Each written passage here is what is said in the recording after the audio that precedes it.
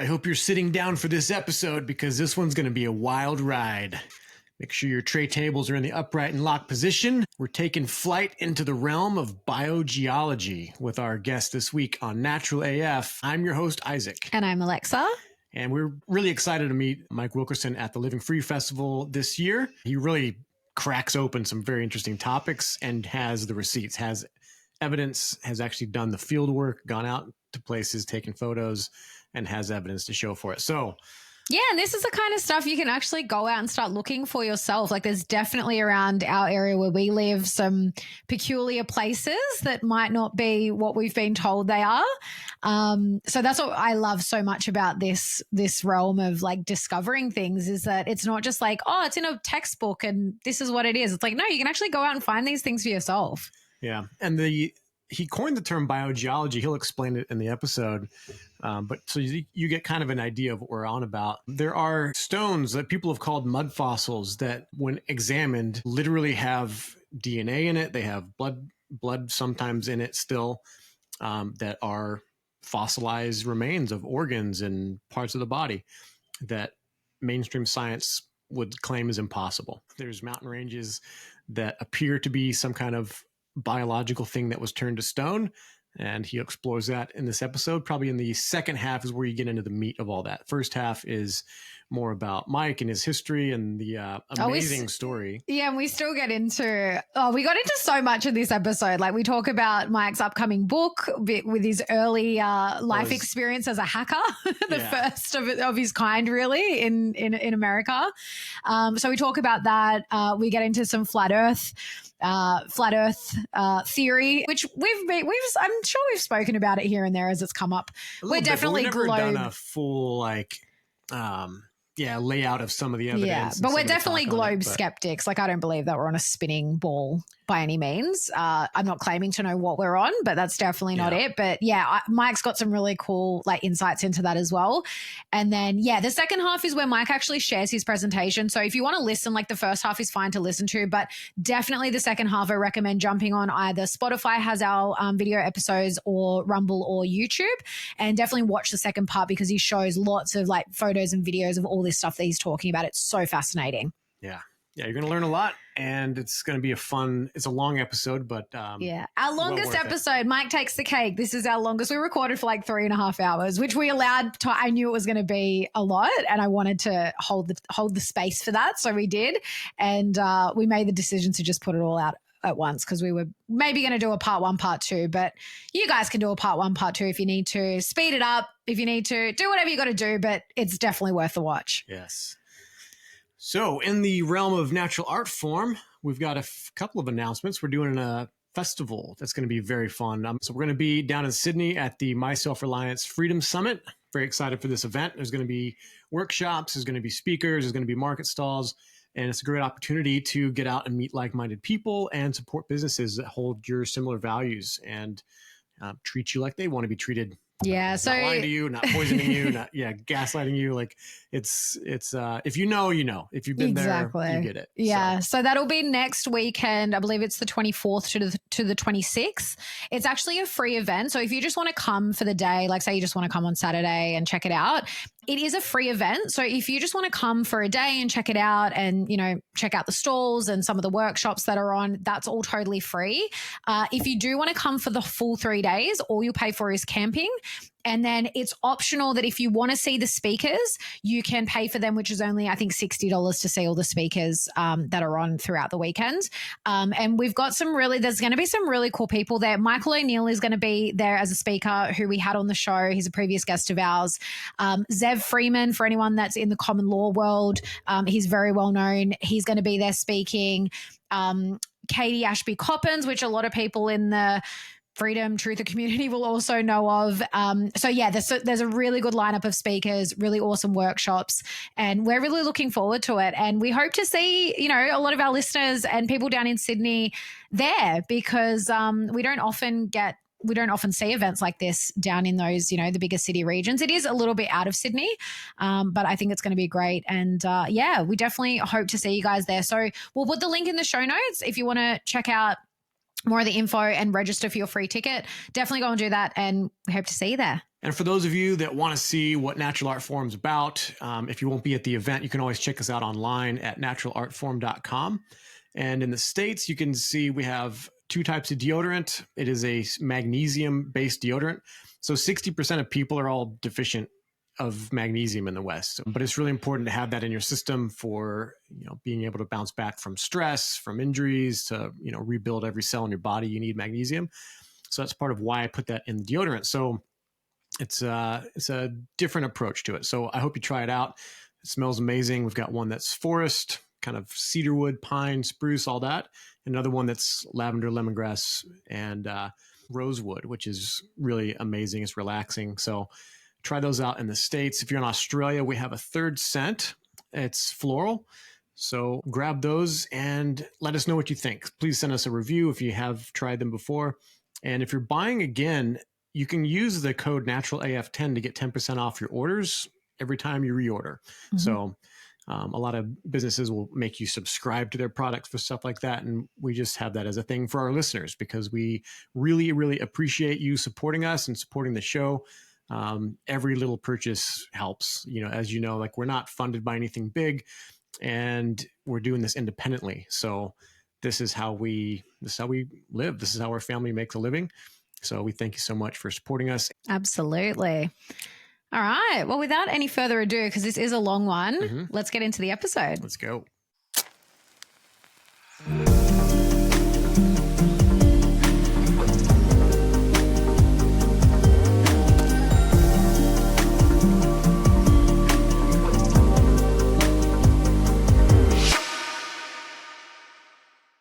Mike Wilkerson is a chiropractor, an author, and a pioneer in both digital rebellion and what he calls biogeology. He has always been driven by unconventional questions, and as a teenage computer hobbyist in the early 80s, his thirst for knowledge soon led him into the underground world of hacking, which led to a brief incarceration for infiltrating computer servers at Microsoft and 3 other Seattle corporations, making him the first hacker in the world to serve jail time for computer intrusion.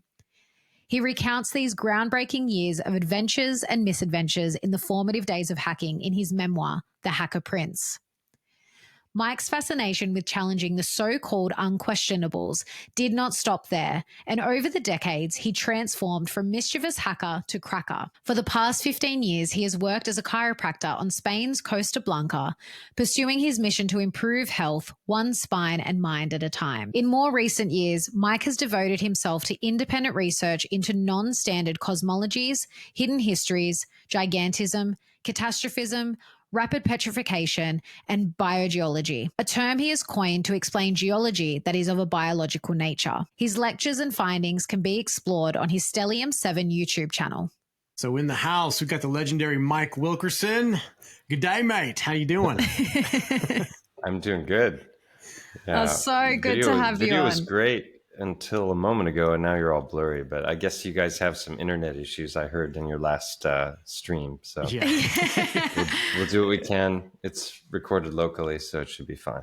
Yeah. Well, you've seen where we live, Mike. So, it's no surprise when you've been here. Yeah, exactly. So we don't even have the option to get a high speed internet here. So we just work with what we've got. But it was such an honor to not only meet you at the Living Free Festival, but hang out with you afterwards in the following days, and your beautiful daughter Stella. And we just had a ball. What did you think of Australia? We were blown away. It was my second time there. The first time was in 2006 for a chiropractic congress of students that I attended, representing my school. And it was an awesome city, and we got to see a bit of the natural world one of the days. So went to Phillips Island and saw the penguins and the koalas and everything. But this experience was just off the charts for us. We really were taken by the country, by the people, by nature, and the festival was unbelievable. And the organizers just really rolled out the red carpet for us, and we felt so honored and blessed to have the experience. Yeah, it's amazing. They're pretty great. Yeah, Dave and the team, very welcoming. Give you a true blue Aussie welcome. That's awesome. Definitely. Definitely. I just Well, had a patient yesterday who was from Surfer's Paradise. He's on vacation here. Oh, no way. And awesome. everybody that I've met who's from there is like, yeah, it's paradise. Like there's no doubt in in the locals' minds that they've got it good. So Yeah, definitely. Which brings its own set of problems, though. Unfortunately, as we saw during COVID, people just tend to lay down and take whatever they're told to do, they'll do it. But the tide is starting to turn, as you've seen at the festival. Like there's these amazing communities popping up, and people that are ready to create a new world and step out of all of that rubbish. Yeah, it went full draconian there on the prison island. Yeah. I was blown away that the Aussies even tolerated it. I was like, they need to rewatch Crocodile Dundee a few times. Right. To remember who they are. Well, I wonder how it went in the other areas, like the Dundee film. It was supposedly, I think it was filmed up in North Queensland, like way up there. But I think it was filmed in Darwin. In Darwin? I think so. Don't quote me on that. Yeah. I'm not a huge Crocodile Dundee I'm not up on my Australian geography, forgive me. But I feel like in the rural areas, kind of like in the States, any of the big cities, they all had similar nonsense going on, but you go rural and it seems to just drop off pretty quickly. So I don't know. If you're from Australia, let us know if that's true. So I think a lot of it was the illusion of compliance, and I don't think the adoption rates of the jabs was anywhere near what they tell people it was. Yeah, definitely. Hopefully that's the case. It may not be true, but I'm totally with you on that, Mike. They actually did show, someone actually took all of the stats. So only because all of the states were doing their own thing. In Queensland, someone actually took all of the numbers that the government were putting out and they ran the math, and the percentage was like less than half of what they were saying it was.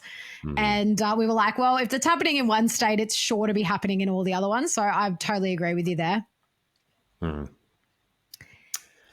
Anyway, well, let's get into some more exciting topics. And we always open up the show with you sharing your journey, but I think it's really fitting that we start with your hacking days right at the beginning of the journey, because your book, The Hacker Prince, is out now and it's on our Amazon wish list. It's our next order. We're ordering it. Can't wait to read it. It looks great.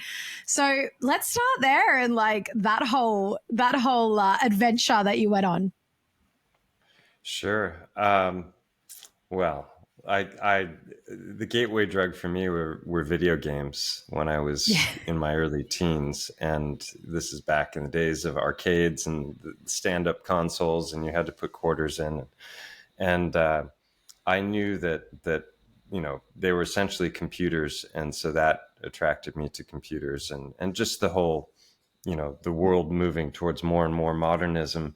I was always a big fan of, the Star Trek and Star Wars kinds of movies. And it felt like it was, we were moving into that era at a rapid rate. And so I just started fiddling with a computer in the local library that was available and trying to learn how to do like really basic programming. And then eventually I learned about modems and that it was possible to connect to other computers through the phone line. And that was just such a groundbreaking idea for me.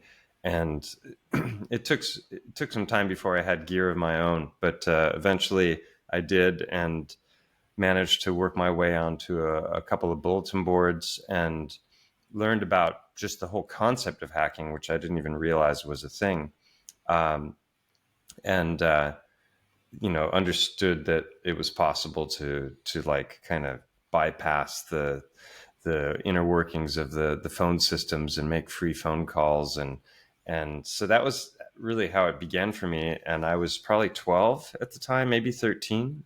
And then as I started to come across more and more hacking information, I sought out the boards that had that. And a lot of those were on the East Coast. And I ended up kind of working my way in with some really knowledgeable hackers, most of whom were like my age. They were teenagers. There were some adults in the mix, but it was a lot of young keyboard warriors that had the same passion for tech that I did, and got to know a lot of people, mostly on the East Coast. And I didn't know until years later, when I was investigating and just trying to refresh my memory about the things that I'd done and how I'd done them, that the people that I was interacting with were actually the top hackers of the decade.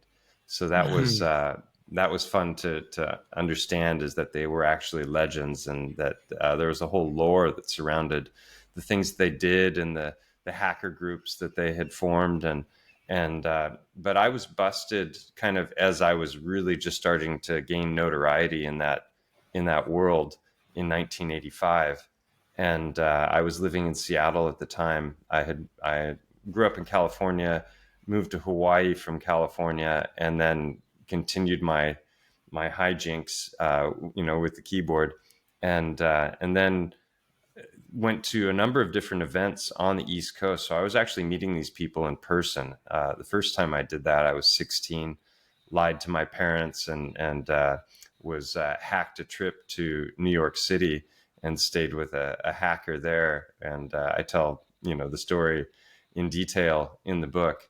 But, there I was, 16 years old in Manhattan, just on a crazy, inadvisable adventure. And yeah, wait, so you hacked I a live trip. to tell the tale, obviously. You hacked a trip. Does that mean you got into the airline server somehow and put your name hack on the a list? trip was a thing, and we were in Sabre and Apollo networks. We could oh my book god, flights. I used those. Challenge. Yeah, I used to work for an airline. Yeah. Oh, you did. Yeah.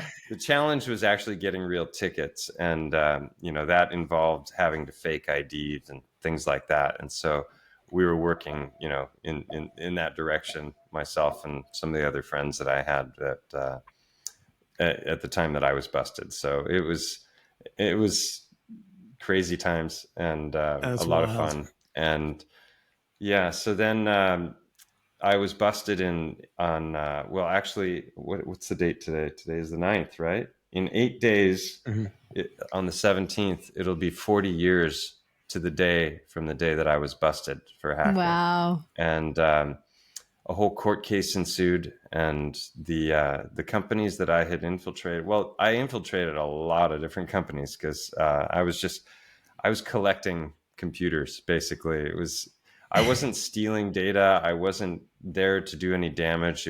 For me, it was just, one of the papers described it as a high-tech joyride, and that's exactly what it was. If you're a kid who's dreamed of driving a Ferrari, and there's a Ferrari with the engine running and the keys in it, and nobody's around, you might want to hop in and take a ride around. And that's what I was doing with the servers that I could never have even begun to afford. And so the companies that I was charged with were Microsoft, Boeing, Sunstrand, and Kenworth Trucking. The prosecuting attorney just chose the 4 biggest companies that I had infiltrated for the court case, because if they had gone for all of them, the paperwork would have been endless. So,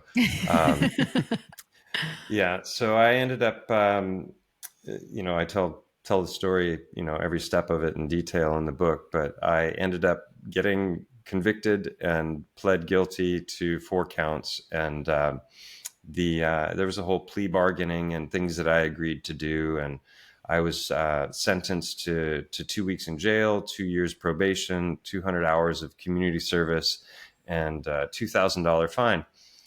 And so the judge liked twos, obviously. I think 3 months before, the movie with John Cusack called Better Off Dead had come out. So there was this whole scene where it's like, I want my $2, I think maybe he might have seen that movie. I don't know. But so I ended up going to jail for the crime of hacking at a time when the law in Seattle was the first law on the books in the US that was really defining computer crime. Up until that point, hackers who were caught were being charged with things like fraud and other kinds of offenses, but they hadn't really defined hacking as a crime yet. And this law was the test case for that. And the following year, in '86, they passed a national law called the Computer Crime and Fraud Act, which made it a felony offense in the first degree, and which would be like infiltration with intention to commit further crime. In other words, you're stealing data, or you've got some kind of espionage sort of an idea in mind. That would be in the first degree, which is what the prosecuting attorney originally wanted to charge me with. And we plea bargained that down to gross misdemeanor. But yeah, so the Computer Crime and Fraud Act really made it dangerous for hackers to do what they were doing. And also the whole digital era was coming in with what was known as the electronic switching system. So the telephone network was going fully digital. Up until that point, it was rather mechanical. And if they wanted to trace calls, they had to be on site and literally place a trace. So there are ways of bypassing all of that and hopping around the security by looping through extenders, we called it, where you would use like Sprint or MCI calling codes that were used to bring down the prices of phone calls. And if you use those to connect, then it became very, very difficult for them to trace, because they would have had to have a trace in one location and then in another location to figure out where you were. So yeah, the phone network, computers, all of that was just so interesting to me. And so I went to jail for it. I was the first hacker in the world to go to jail for the crime of hacking, which is a strange thing to say, but it's, you know what, but Mike, it is my story. Yeah, and it's on. I think Isaac said this the other day. It's so badass. Like, it's not like, lots of people have run-ins with the law, and Isaac's mentioned it a few times on this show. He had a very brief run-in with, he did a stint in jail for a few days, and he's like, man, Mike's like going to jail for hacking is like legendary compared to like what I went to jail for. Yeah, it's I've told, bits and pieces of the story to lots of people over the years, and nobody's ever been like, offended, or they're always like, oh, wow, that's cool. Pretty much everybody. So, and then do they always ask you like, can you still hack? Yes. The number of times people have asked me to do stuff for them is like, I couldn't even count. It's hilarious. But yeah, when I got busted, I literally walked away from that world. All of my best friends were hackers at that point. I had left my hometown. I had a lot of challenges in school, with bullying and things. And so I had sports as my respite, and then hacking became my whole world. And we were also doing lots of telephone conference calling. There was a whole system called Alliance Teleconferencing, where it was designed for corporations that wanted to have audio calls, group audio calls.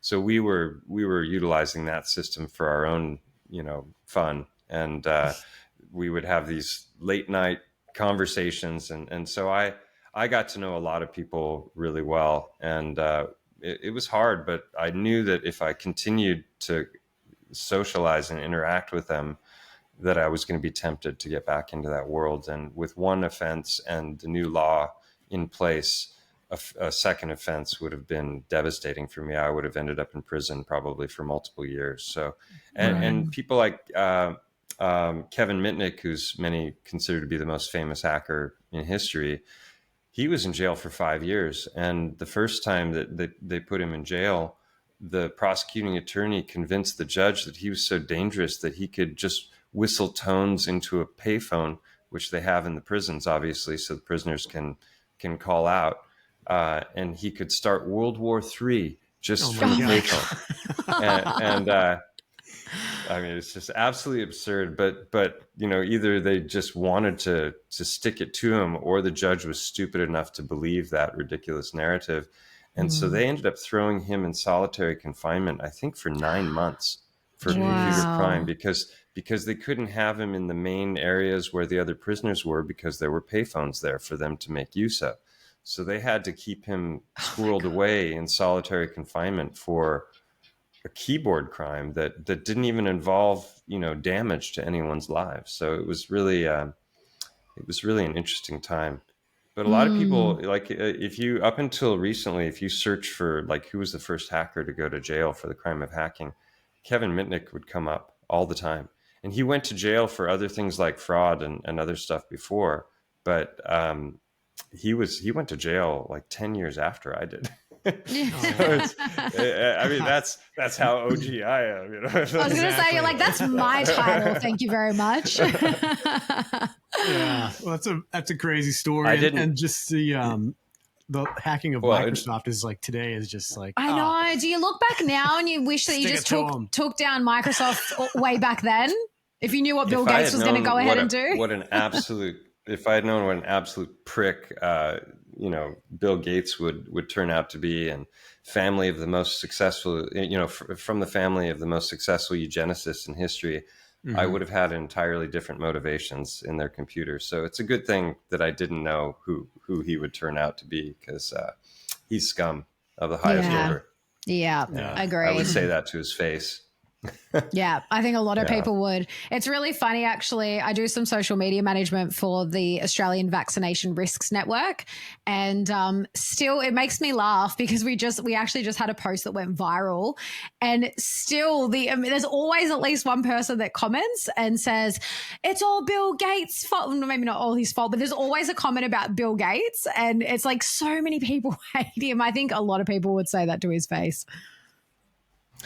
What's so heartwarming is to see just how thoroughly he's shredded in every post that has his face now by thousands. There's nobody out there that's like, that I've ever encountered, at least online, that's like, he's a good guy who's, got the world's back, He's just trying to help with overpopulation in Africa. Yeah. So I want to ask Mike so I've seen the teaser for the book, and it's got the footage, I'm assuming, from your interview with the police. Like, when did you get your hands on that? Is that something you've always had access to, or did you get that for the book? Such a crazy story. So part of my plea bargaining, I agreed to conduct an interview with law enforcement. They invited in the heads of security from the companies that I'd infiltrated. And they also had, I think it was the Secret Service, and it was like two of the letter agencies, Secret Service and FBI, or one, maybe the CIA, I don't recall. And so there were like 12 of us in this room, and they grilled me for a couple of hours on videotape. And they set it up in a fun way. Initially, they wanted to kind of like, help make me comfortable. And so they set it up as this game show where I can't remember the name of the show, but it's like 4 people come out. 1 is the real person. 3 are pretending to be that person. And then another person is asking questions to try and determine who the real person is. Right. And so that's what they did. So 3 guys come out before me, and they're like, "Hi, my name is Mike Wilkerson," and then I come out last, and the 4 of us sit down like a panel table, and they just start asking questions. And so the way they wanted to break the ice was their answers were kind of scripted, and they were all humorous. And then I would come in with the correct answer, or at least my understanding of the correct answer. So I reached out to the prosecuting attorney about, 7 years ago, when I was done with the first version of the manuscript. I got waylaid by my YouTube channel and all of my research, which I'm sure we'll get to. But I just wanted to do some fact checking on my memory of that time and the court case and different things. So I reached out to him, and he was really my nemesis. Like, if you read the book through the first 2/3 of the book, he's the bad guy, because he's like, here I am, this first time offender, young kid. I hadn't done any damage, and this guy's pushing hard for jail time. And so, I wasn't fond of Ivan Orton whatsoever. But I reached out to him after like 35 years, and he was absolutely thrilled to hear from me. He was like, "Oh my God, I always wondered what happened to you. You just disappeared, and you never, I never conducted any interviews." And the digital archives for newspapers started in '89. So all of the newspapers for my case are on microfiche, but they weren't digitized. And I had all of the original articles, and I had the court documents, and I had I had the receipts for everything that I talked about in the book. But he had more, and he went down to his archives in in his garage, and he fished out things and started sending me, stuff. Oh, that's awesome. And he had Parkinson's that had affected his voice box, so we weren't able to actually ever have a video or voice conversation. But we had these extensive, long emails up to he died a few years ago, but he was one of the first few people to actually read the first manuscript, and he was blown away and he loved it. And he's like, "This is going to be a movie," He was so supportive, and then he was like, "Hey, by the way, do you remember that interview that you gave?" And I was like, "Yeah, how could I forget that? It's a whole chapter in the book." He's like, "I think I might still have that video," and I was like, "No way!" And so he fished that thing out, and it wasn't on VHS; it was on beta. That's how old this is. This is going back to beta days. But unfortunately, like 90% of it was corrupted, and he managed to get about 12 or 15 minutes of that content. And it's just so hilarious that it's got this like green hue to it. It looks like the Matrix. And that there's no, I haven't edited that at all. That's how it came out after he digitized it, because the original tape was corrupted. So he sends me a link, and I download the video, and I'm watching that thing and I hadn't seen any footage of me, from that time period in all of those years. So it was wild, because I mean, first off, it was like looking at another person. I couldn't even, I could hardly relate to it. I'm like, wow, it's like, because my life has taken some pretty wild twists and turns since then. And it was really like watching another person. And then, what else was I going to say about that? I was blown away by how smart I was. I'm like, what happened to me? I was like, holy shit! I actually sound like I know what the hell I'm talking about. I was like, because I wasn't one of the best hackers out there. They were my friends, but I was good, and I was getting better and better. And I wasn't a programmer, but my forte was really social engineering, which is kind of the mental hack. The weakest component in every security system is always the human element, and so that was really where I was focusing. I was great with operating systems and software packages, and understood how the different servers worked and how to get in and that sort of thing. But I wasn't some master genius hacker, but I sound like one in that video, so that's cool. Yeah, it was wild.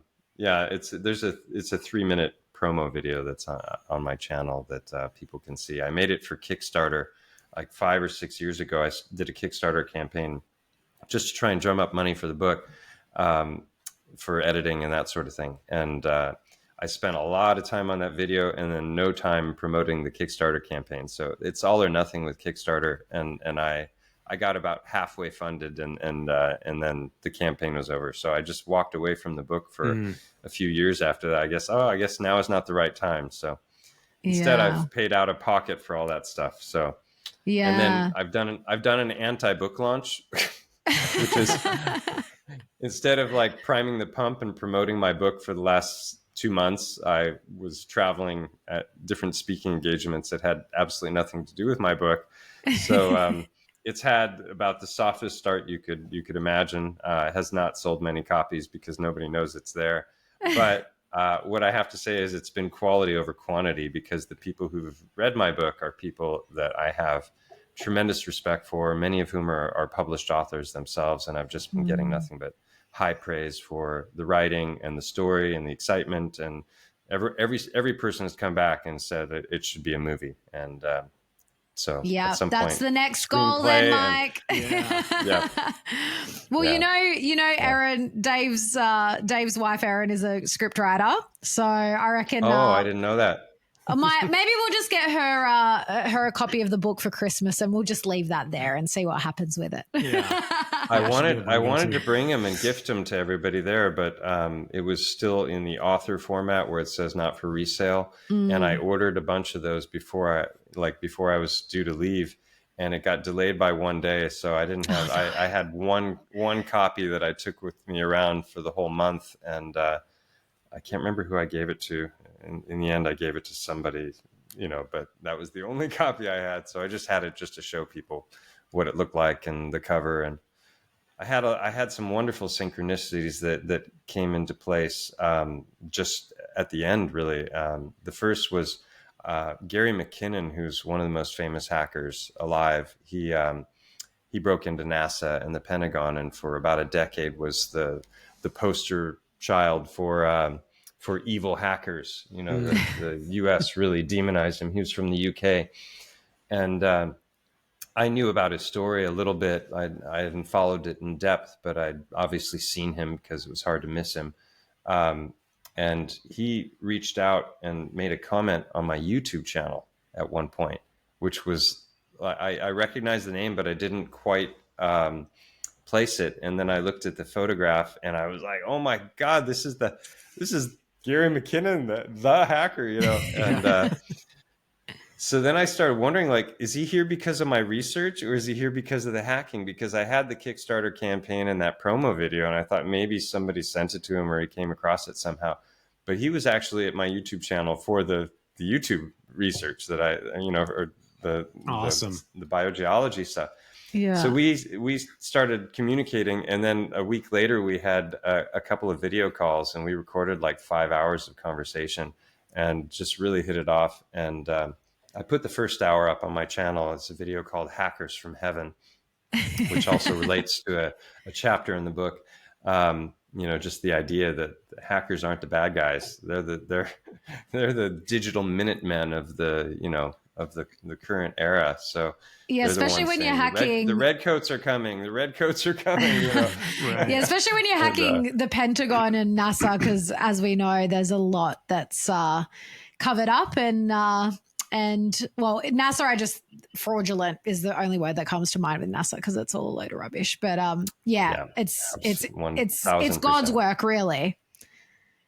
Yeah, and the reason he did what he did was because he wanted to prove that the government was hiding information about free energy, aliens, and UFOs, and that was his motivation. He was basically on a truther kick, and that's the whole hacker ethic. If you break down like the original, what the hackers were all about, not the demonized version that we get in the mainstream media, it's identical to what we call the truther community. Now it's like decentralization, distrust of government, information should be free.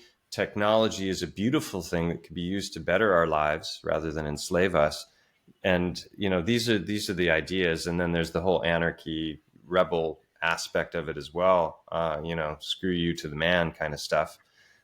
So I guess I never left the hacking community. I'm still in it in a way. So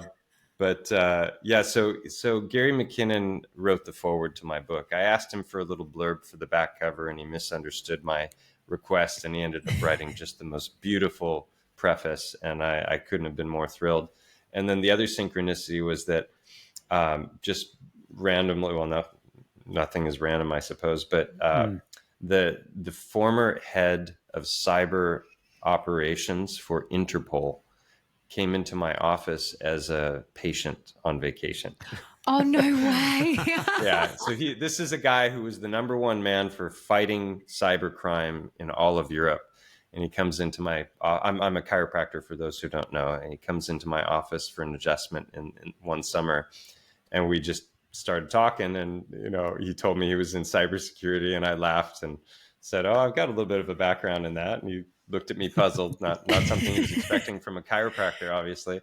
Yeah. But I started telling him about my story, and he was blown away. So he's got a little blurb on the back cover. So it's just, that's awesome. The whole thing that's came so together in this incredibly quality way. And like I said, it's getting high praises so far. So that's amazing. Its chance of like hitting bestseller for out of the gate on Amazon has been thwarted, but maybe it'll be a sleeper hit. Yeah. Well, we know they stunt that anyways, depending on what you're writing and what you're putting out there, who you are.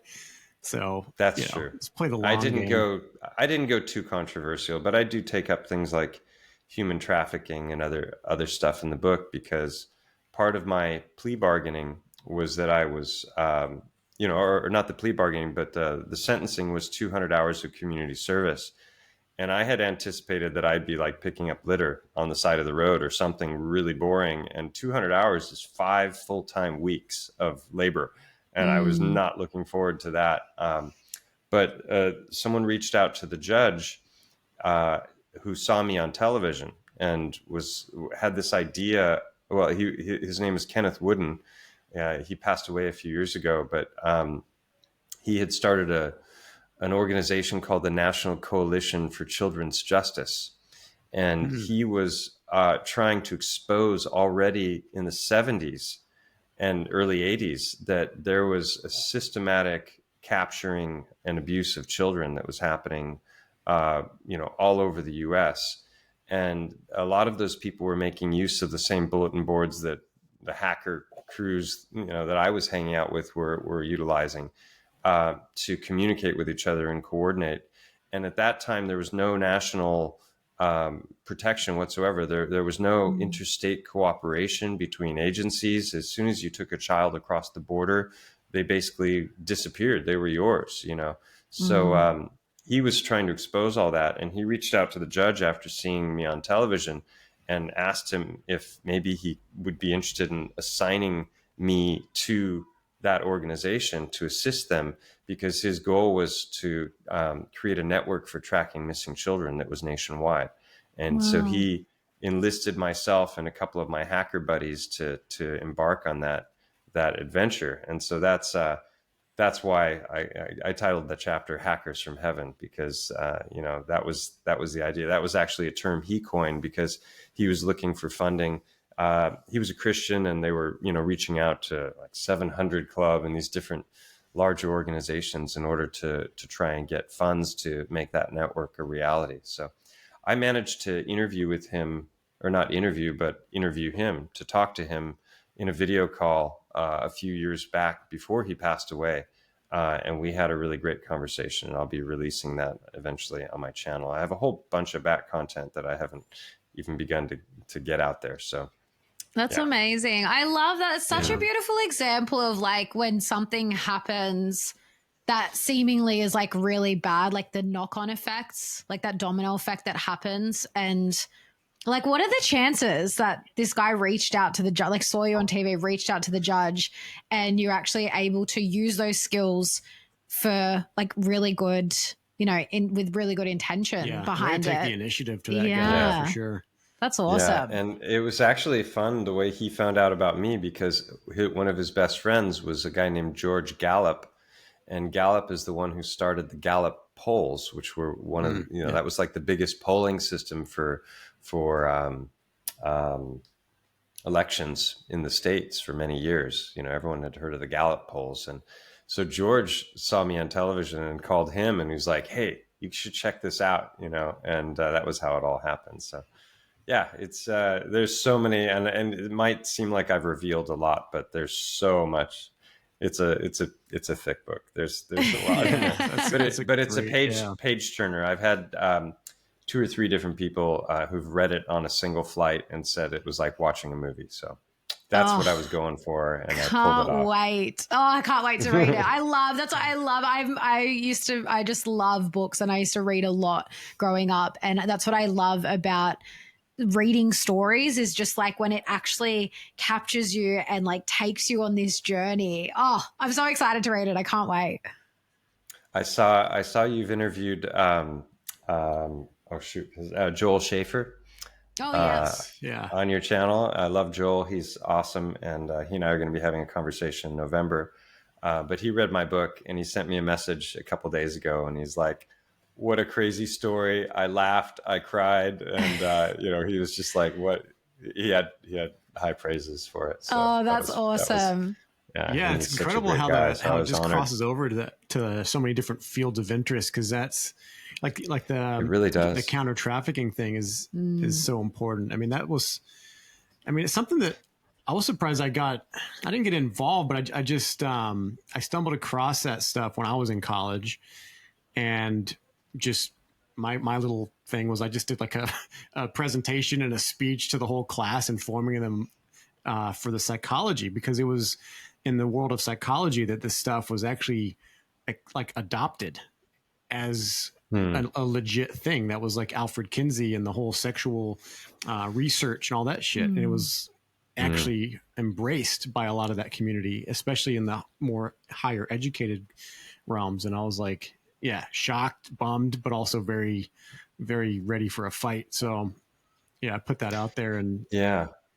Well, a lot of people talk about their red pill moment, that like when they woke up to this, that, or the other. And for many, it was 9/11, others, it was COVID.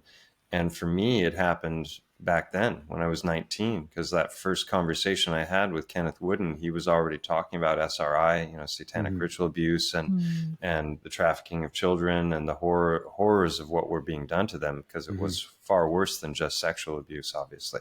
Mhm. And so, that already put those ideas on the map. And then about 4 years later, my dad gave me a book called Behold a Pale Horse, which was really just laying out the power structures and the secret societies and the non-secret societies that are all running the world, and the symbols they use, and the different psyops that have happened along the way, and mind control, all kind. So I was at 19, I was already, or 22 or 3, I was already aware of that stuff. So I've been kind of on the truth or journey now for 35 years, Yeah. as opposed to 5. So Mhm. um, not that I know anymore now. I'm like, the more you know, the less you know, it seems sometimes. But Yeah, Yeah. 100%. yeah, so it was that was my original red pill. Yeah, yeah, you're one of the OG truthers. You're one of the ones that a lot of us looked up to in the last 5 years. We were just like, what the hell is going on? And yeah, and I really like would love to get a little more into now, like, yeah, how you went from this like whole journey of like the hacking and getting busted and all of that to becoming a chiropractor and like all the biogeological stuff that you discovered. Like, how did all that unfold for you? Hmm. Well, the chiropractor thing came about. Originally, I studied massage, and I thought, oh, I like to work with my hands. I didn't want to be in any kind of a desk job. I didn't want to be in front of a screen. And I had an incredible massage teacher in Santa Barbara who didn't just teach us massage, but taught us applied kinesiology and working with meridians and all kinds of different additional things beyond just massage. So body work was very interesting to me. I studied Rolfing also, which is a very specific Mm, kind of massage that is very rare, unfortunately. I wish it was everywhere because I would love to be Rolfed myself. But mm, the yeah, it just opened me up to the energetic aspects of the human body, and that there's way more going on, with the body than just a flesh machine walking around. And but then I left it behind because it's really hard work, and I would do 4 or 5 massages in a day, and I was just energetically wiped out, and mm. so I was working as a room service waiter in a hotel at the time, and I while I was studying massage, I also started learning how to hang glide. So studied hang gliding in Santa Barbara and flew hang gliders for about 10 years, and before moving to Europe as an exchange student. And the body work I left behind, and I was just doing kind of soul searching, trying to figure out what I wanted to do with my life, and decided I wanted to learn a foreign language, and I knew I wasn't going to learn it if I stayed in the States. So I went to Italy in '97 as an exchange student, and just had the most amazing year there, and met a girlfriend who later became the mother of my 2 children. And I was there for a year, went back to the States to finish my bachelor's degree, but wanted more adventure, more time in Europe, and wanted to learn more languages. And so I moved, I just sold everything, put my hang glider in the rafters and never saw it again, sold my motorcycle and van, and left a very good job and a great apartment in Santa Barbara, and started over basically. And so I moved to Rome for a couple of years, where I taught English initially, and then got bored with the English teaching, and wanted something else. So I reached out to the U.S. Embassy, and I got a bunch of different addresses for American corporations that had, a presence in Italy. And lo and behold, IBM reached out to me, and they didn't know anything about my past, and I didn't tell them anything about my past. The next thing I knew, I was hired as a junior tech writer for IBM, and that was 2000 that I got that job. And that year made it pretty clear to me that I didn't want to spend my life in front of a keyboard, which I had already decided and knew. But with a child on the way, I was that happened in the middle of my year at IBM. I wanted, we ended up moving to Sweden because it made sense to be near her family. And I had jobs lined up to continue with the tech writing because bachelor's degree, native speaker, and already had a year under my belt with IBM. So I had 2 companies that were ready to hire me.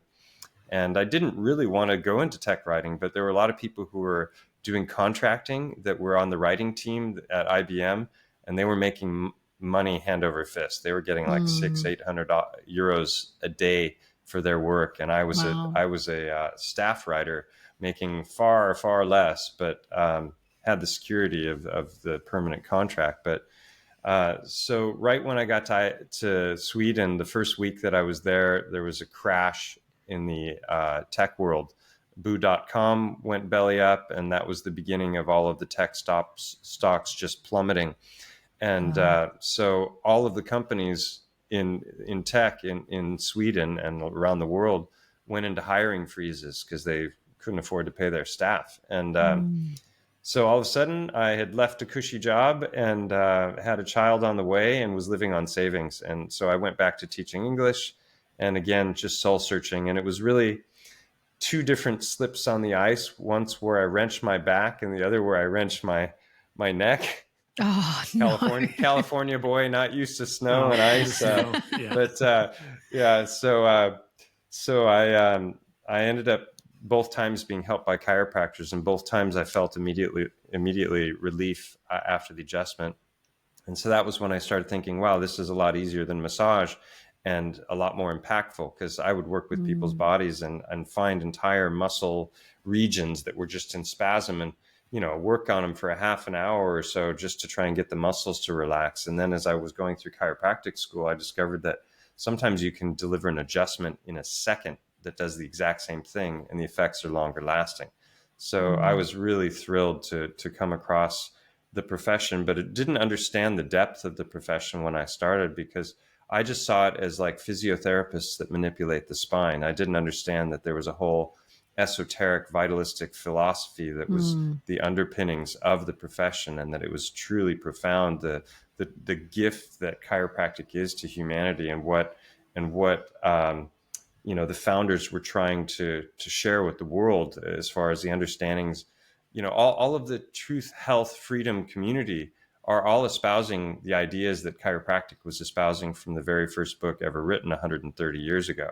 And so when I started to become aware of that, it was like, tears of joy that I had found this profession that was not just intellectually incredibly stimulating, but there was a tool that I could use to help people that was in my hands, and that was portable, and that was like, oh, this is just the best thing ever. So I dove deep into chiropractic with a passion, and got involved as a student politically because my school was vying for accreditation. And that was what led me to Australia in 2006, was I was representing student body as a delegate at the World Congress of Chiropractic Students, because I was writing all kinds of letters. I wanted to make sure that my school got the accreditation that it was, a candidate for, because if it didn't, I knew that could make my life really challenging further down the road if I wanted to work abroad. And so that was how that happened, and my whole chiropractic story could be a book in and of itself. But that led me to Spain originally. I was in Sweden for 10 years, moved with my family down here in 2011 at the end of the year. and went to work for a couple of other chiropractors who had 2 clinics, and then eventually started my own. And I've been in private practice now for 12 years and in Spain for 15. And so that was my kind of chiropractic journey in a nutshell. And then that led to all kinds of other weird stuff. Well, I love that the way you speak about chiropractic, because I think it's so underrated, like in the world that we live in today, because my mum was a chiropractic assistant, I think when I was born. Like, I just remember, like, after she had me, not long after she went back to work, and she was a chiropractic assistant. And it was actually the chiropractor she worked for that got her onto the vaccine issue, because I had been vaccinated as a child and had reactions. But of course that's normal. It's, she just doesn't want to breastfeed anymore. It was all reactions to the vaccines where, like, she couldn't feed me anymore. I would scream and, like, all these things. It was actually him that put her onto that. And a lot of, like, the very old school chiropractors, they know all this stuff because of, like, the traditional teachings. But unfortunately, I think in this day and age, as we see with a lot of different modalities, the mainstream medical model hijacks it. They don't get taught. Like, I think a lot of places that are teaching chiropractic are not being taught their traditional teachings. And then as a result of that, I know, like, in more recent years, and I don't know if I feel like I hear a lot of this coming out of the US, not so much Australia, but chiropractors often get called quacks and they don't know what they're doing. And I think it's because they're not being taught the correct way. Like, they're not being taught those, because I think it was very, like, it was like, that's the way that I know chiropractic is that it is quite holistic. And a lot of, like, the chiropractor that we've got a couple that we see now, they use muscle testing and all these other things to make sure that everything's in balance. And I think, people that are going through the mainstream, like, chiropractic certifications are just not getting that depth, and then they're not actually helping people. And that's what a lot of people are like, oh, chiropractic, that doesn't even work. There's only 5 schools in the world that still honor the original foundational principles of chiropractic. All the others have been hijacked. There's essentially a cabal within the chiropractic profession, as if there wasn't enough damage coming from the outside, because the AMA was going after chiropractic.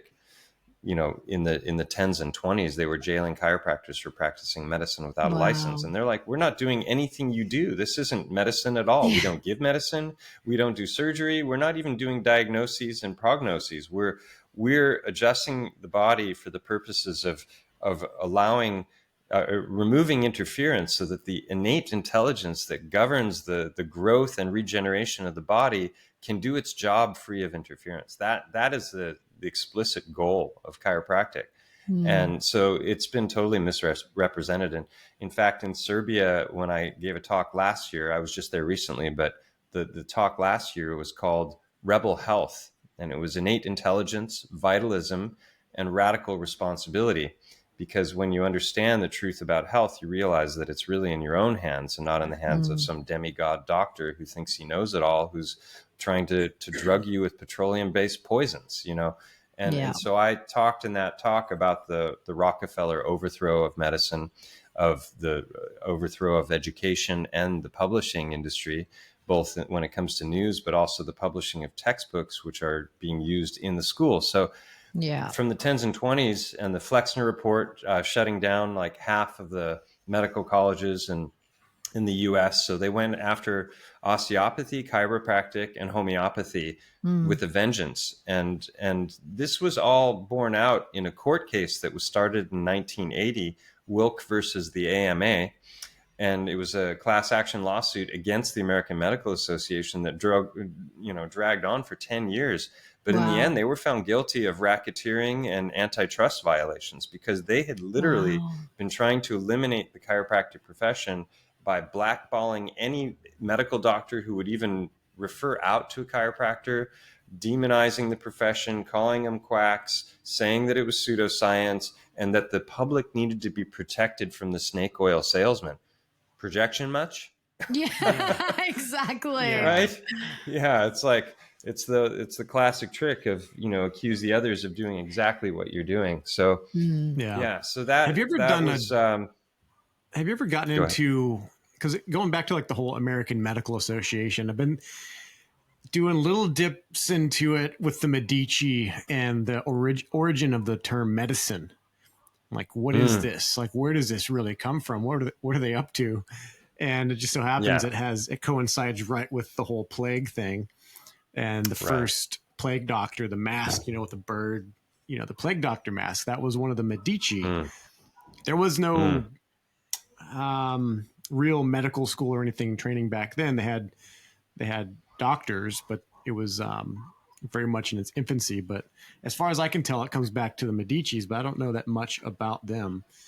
Well, when I studied in Italy, they were a powerful banking family. They're the ones who are accredited with basically the Renaissance, right? That they poured their money into art and science and architecture, and it led to this whole rebirth of the classic times from the ancient Greeks. And I was enamored of all that. In fact, my bachelor's degree is in Italian cultural studies. So when I studied in Italy, I was studying history of art, history of literature, and I was just so, enthralled with that time period. I have a very different view of it all now, because I believe that most all of that history in one way or another has been fabricated. And that, that also is the same time period when the heliocentric model was rolled out. And, the popes and the Medicis and all of them, they got their fingerprints on all of the false narratives. And so, it doesn't surprise me. I never even made that connection, Medici medicine, but it's obvious. Yeah. Such an interesting symbolism too with that, that character. 'Cause it's a staff. He's holding a staff. On the top of it has bat wings, which is very interesting. He's wearing the mask. He's got the bat. And then there's an hourglass. So it's like this, I don't know what the hourglass is running out, and vampirism and all kinds of, It's, well, and isn't it interesting that the Spanish flu and COVID were exactly 100 years apart? It's almost like on a schedule or something. It's like funny they got to re-up the whole, reboot the whole Well, it's system. always the same tactic. Yeah. It's just, it's the same problem, reaction, solution. They just do it in different ways, pretty much. Definitely. Yeah. So back to your original question. So once there was a lot of waking up that I went through between like 12 and 13 years ago. I started I was deep into a psychedelic renaissance, and I was convinced that the only way we were going to shock the world out of its nightmare slumber was probably through psychedelics, because they were so profound when it came to what they could do for people's health and the kind of learnings and things. And so I had a lot of profound experiences in my youth, but that was all just exploration and entertainment. I approached it even then from a spiritual perspective, but soon got into the the entertainment side of it.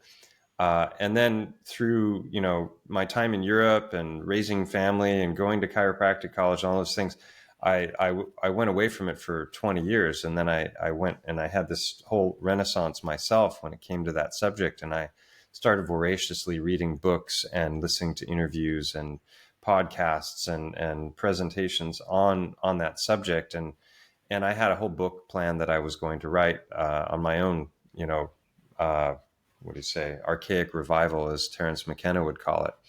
And so through some experiences that I had, I started to wake up to connections between psychedelics, intelligence agencies, Hollywood, the music industry, and just like it was rabbit hole after rabbit hole that I went down.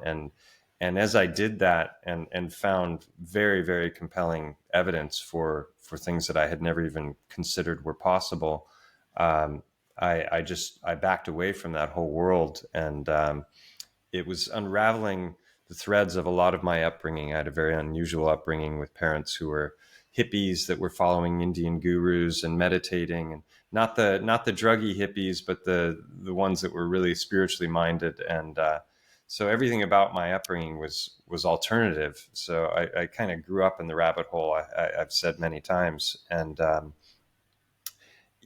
then basically a lot of the belief structures that I had were being challenged because I was finding information that was suggesting that a lot of those beliefs had been injected into the zeitgeist by people who were directly tied to intelligence agencies, or people like the Huxleys or the Crowley, Aleister Crowley and those kinds of people. And so I was just like, whoa. I started pumping the brakes, and I backed away from that world, because I realized that a lot of the assumptions that I had made about what was true about that topic were based on things that were coming straight out of people that had either were directly nefarious or part of organizations who were nefarious. And I was like, well, wait a minute, where does the truth lie? And how would I know what the truth is? And I was like, I'm going to take a break until I have clear answers to that question. And I haven't done them since. And that, so 3 years ago, sorry, not 3 years ago, 3 years after that, 10 years ago, was when I met Alex Michael, who has been a good friend ever since. And he's also known as Conspiracy Music Guru and the Flat Earth Man. And he lives here in the same town that I'm in.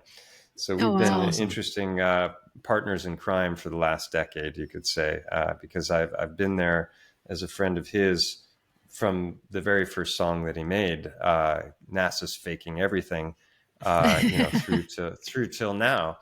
And or not the first song that he made, but the first truther song that he made. He made lots of music before that, but so he struck me with one day, he and his wife came as patients into my clinic, and we were just comparing notes and checking off all the boxes on the different rabbit holes that we'd gone down. And I was like, this guy's awesome. He's cool. We're going to, it's going to be a good friendship. And then as he was leaving, after one of the appointments, he's like, hey, by the way, did you ever look into the flat earth thing? And I felt this sinking feeling in my stomach of like, oh God, how could he go there? It's like, it's one thing to believe 9/11 was a hoax. It's entirely different. And I was a space junkie. I love, all that stuff. Like I said before, Star Trek, Star Wars, and, consume that stuff rabidly as a child. And so I just ignored it. I didn't, I was like, this is the dumbest thing a person could possibly believe. There's an ISS floating up there that's doing live streams. There's loads of photographs of space and the Earth. And I'm like, how can anyone believe this? And so he brought it up again on the next visit. And I'm like, oh, here he goes again. I've got it. Now I've got to actually go and debunk this. I'm like, okay, no problem. That'll take me 5 minutes, 10 max. And yeah, so that didn't happen. I thought it was going to be easy. Yeah. And the more I looked for actual credible, solid scientific evidence of the claims that were being made about space travel, about the moon landings, about the ISS, the more I found it wanting and found no actual credible evidence. And then, then it comes to like distance observations, and, there's just like so many problems with the heliocentric model, and people think it's the stupidest thing ever to question it, but they've never actually done that themselves with any kind of intellectual honesty. Yeah. And, maybe they have no training in logic. I studied logic in school. I understood about logical fallacies and how you can fool people with arguments that don't have any weight, and, yeah, so here I am 10 years later, globe skeptic.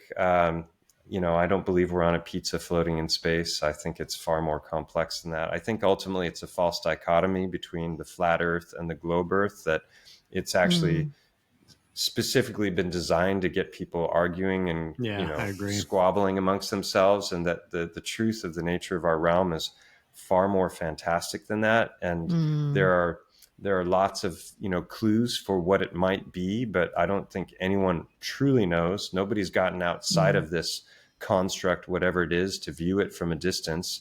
Definitely not NASA. And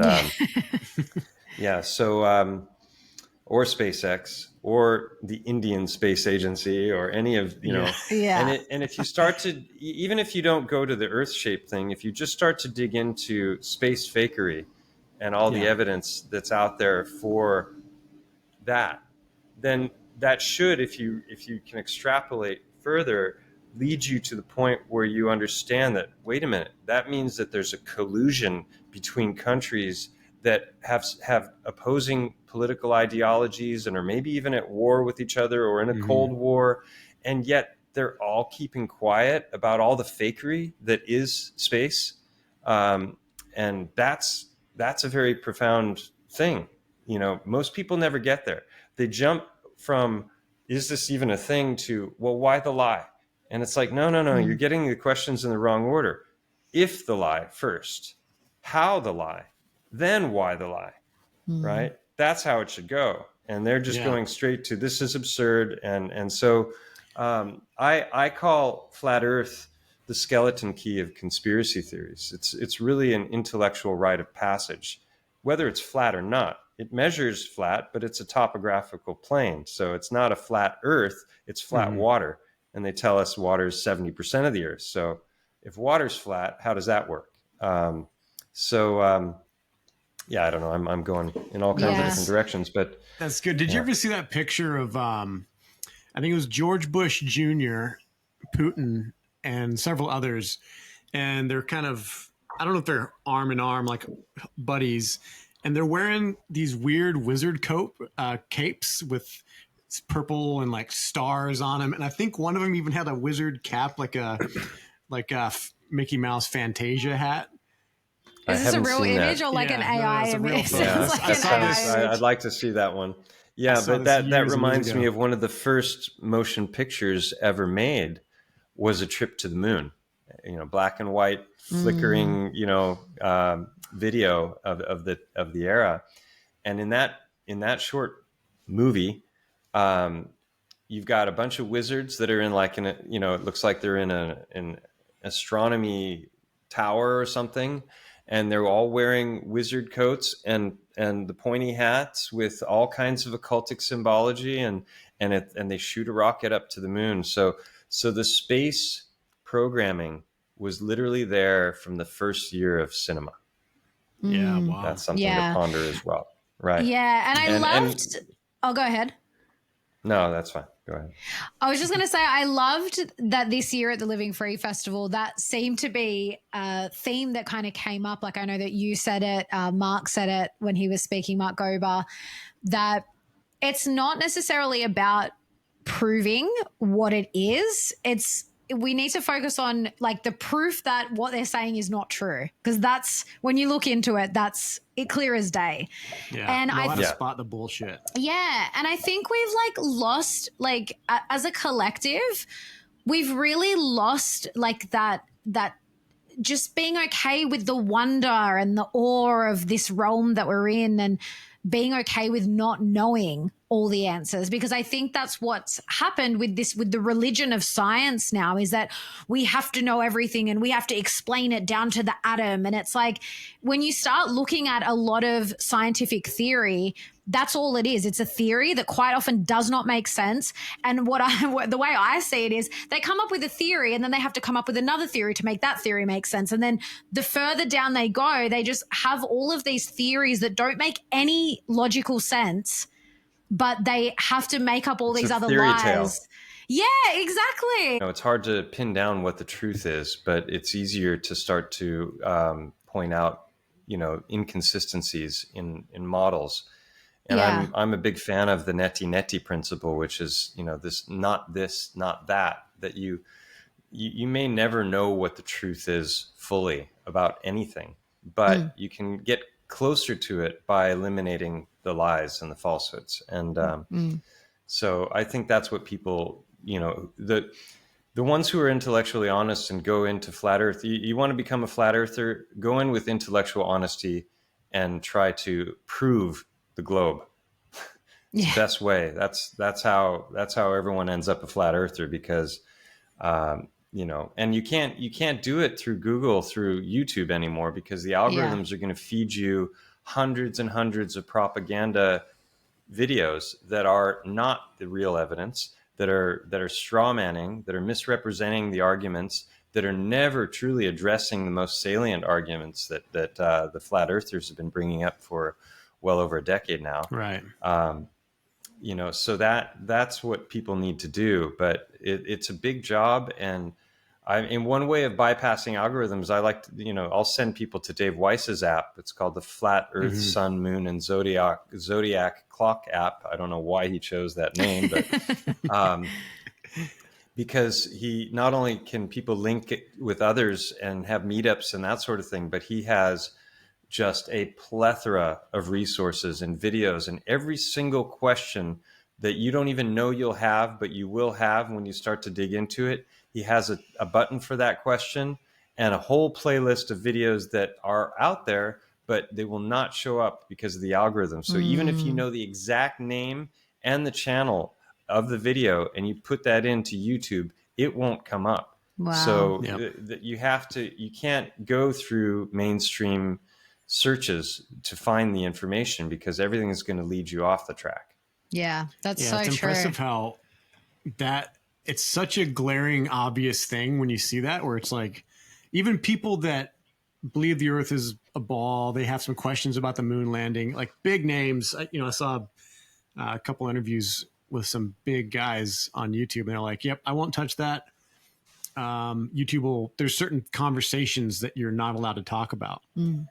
There's not that many that you can't talk about. Flat Earth is one of them. It's an auto character assassination, right? As soon as you are entertaining such an absurd concept. More and more big channels, though, are inviting people like Dave Weiss on. And and also I'd like to plug both Mark Gober and Steve Young right now, because they've written these incredible books. But for people who don't know what books are, they're these things that are paper that's stamped, and then they put symbols on them, and you read those, and it's kind of like an iPad made of wood, basically. But it's like a bunch of them. For those who still read, I can recommend Mark Gober's book, An End to the Upside Down Cosmology, and Stephen Young's book, A Fool's Wisdom. And these guys are some of the most brilliant minds that I've ever met. Steve Young has a PhD in nuclear physics and quantum physics, and has basically written a book spelling out why he's come to the conclusion that his entire education was based on pseudoscience, the entire thing, that quantum physics, as we're taught, is not a thing, even though it seems to be well embraced by the whole New Age community and becomes the metaphysical, spiritual justification for any kind of behavior, because it's all you creating your own reality, but I'm of the mind that there's a real created reality that we're in, that was created by the Creator,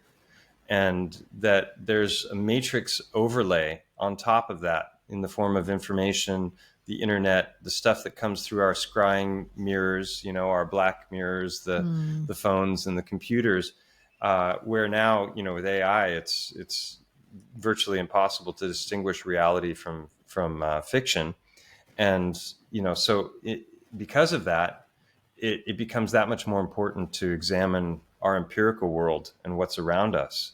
And that's really how, my whole YouTube channel began, because after Alex started hitting me with the flat Earth subject, and I got into it deep enough to know that, whoa, there's a there.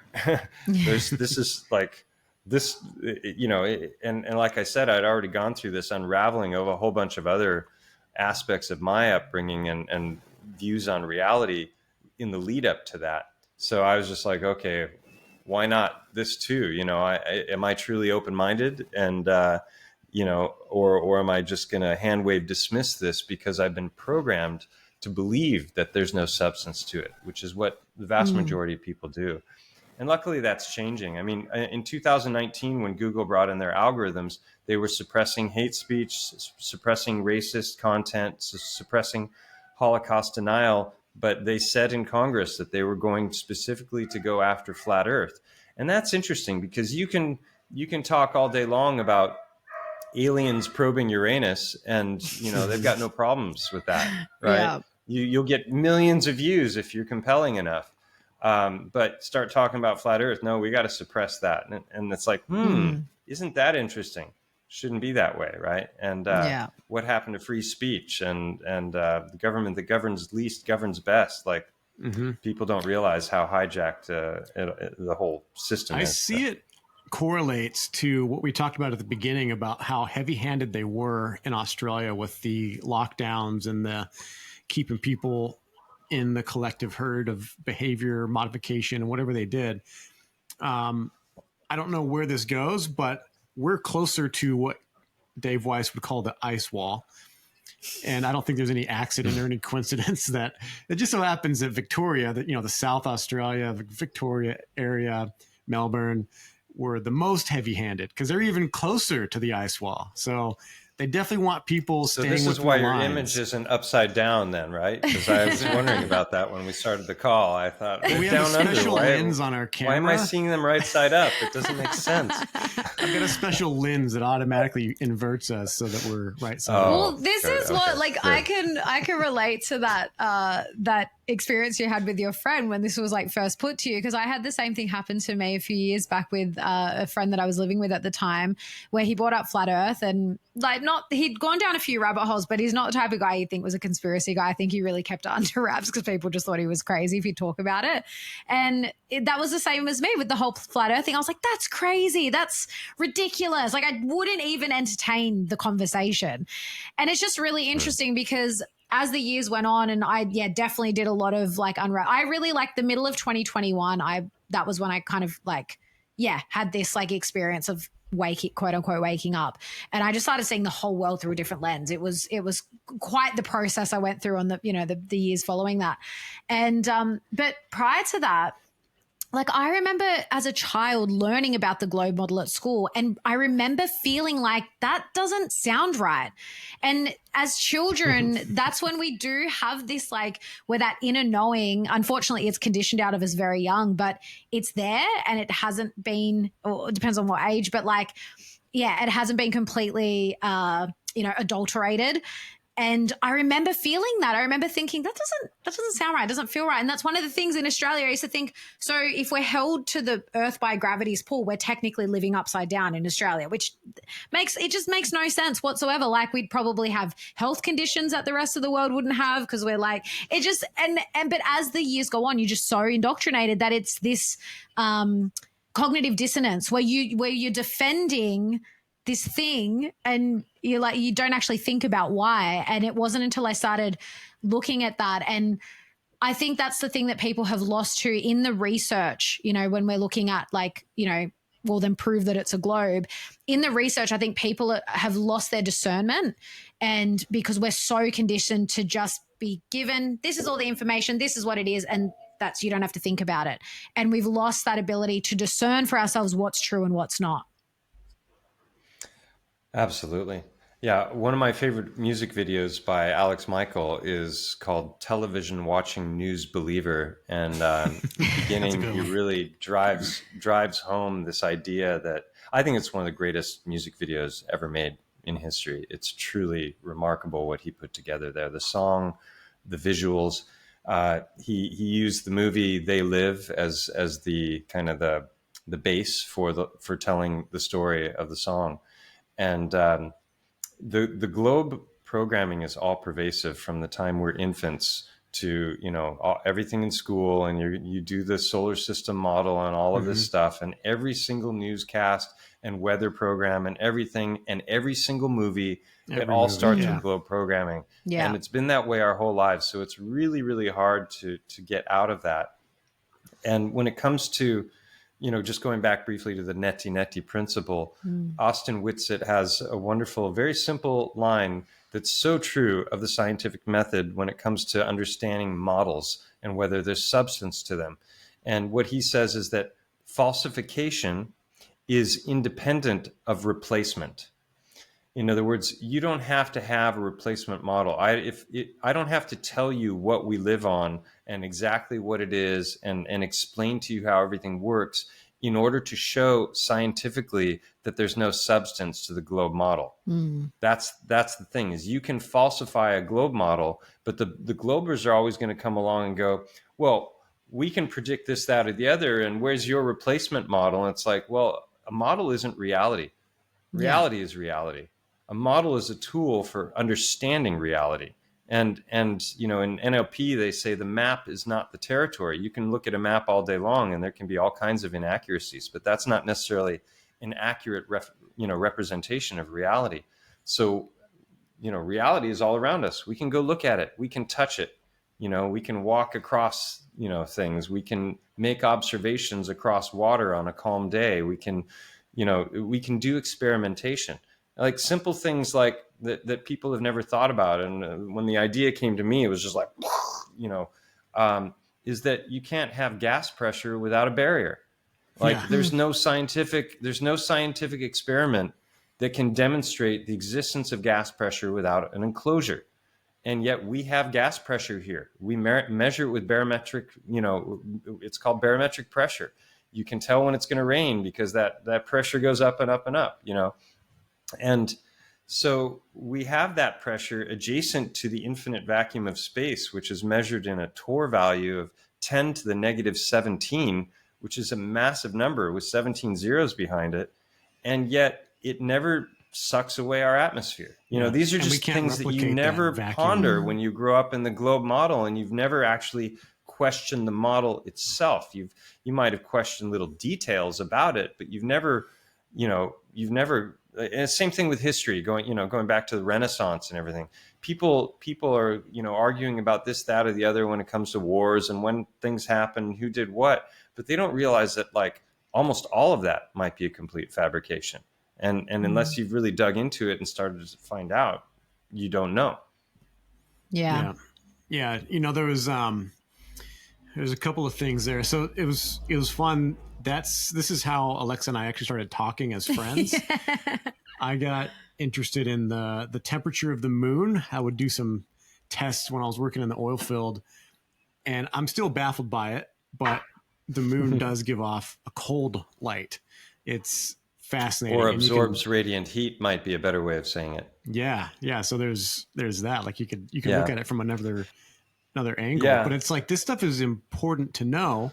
And there's old stories like the sailors would tell. They said, don't sleep on the deck of the boat under a full moon because you'll get sick, because that's just what they noticed.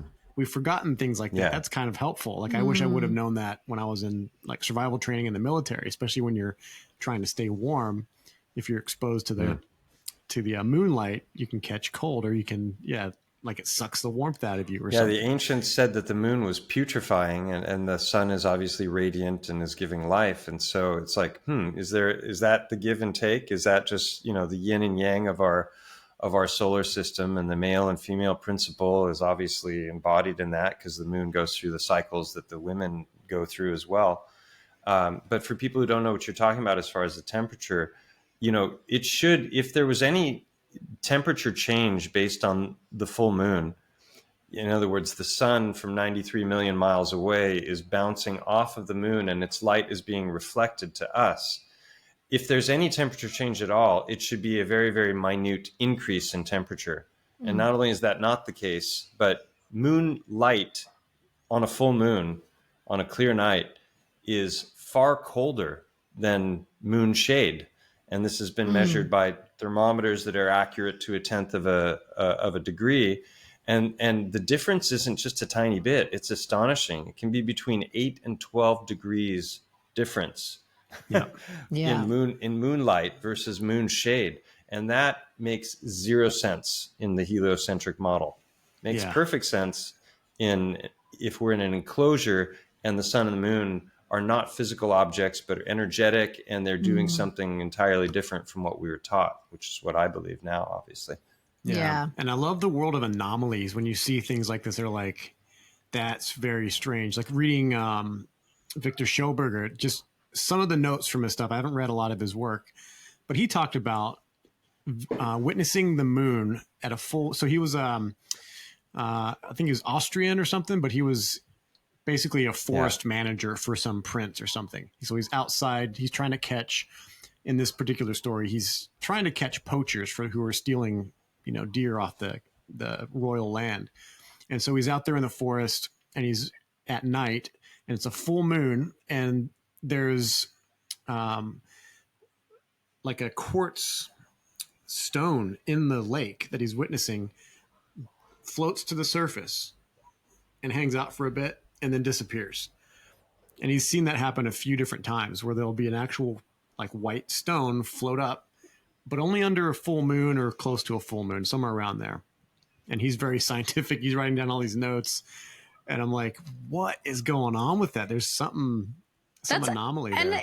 But listening to that too, like, again, I feel like that's what we've lost because people think they know everything. So like, we already have all the answers. So let's just experiment within these parameters that we've been given. And we know now, in the realm of, truthers, there are still pioneers that are, I mean, I classify you as that, Mike, with what you've coined as the term biogeology. Like, no one else is doing that. No one, I mean, I'm sure there are other people out there, but it's not this like mainstream thing that, and I truly believe that it is these little sort of pockets of people that are just doing things their own way and like doing these research and discoveries and going off on their own adventures and finding out these things. That's where the truth is, because you're not doing it because someone told you it's there.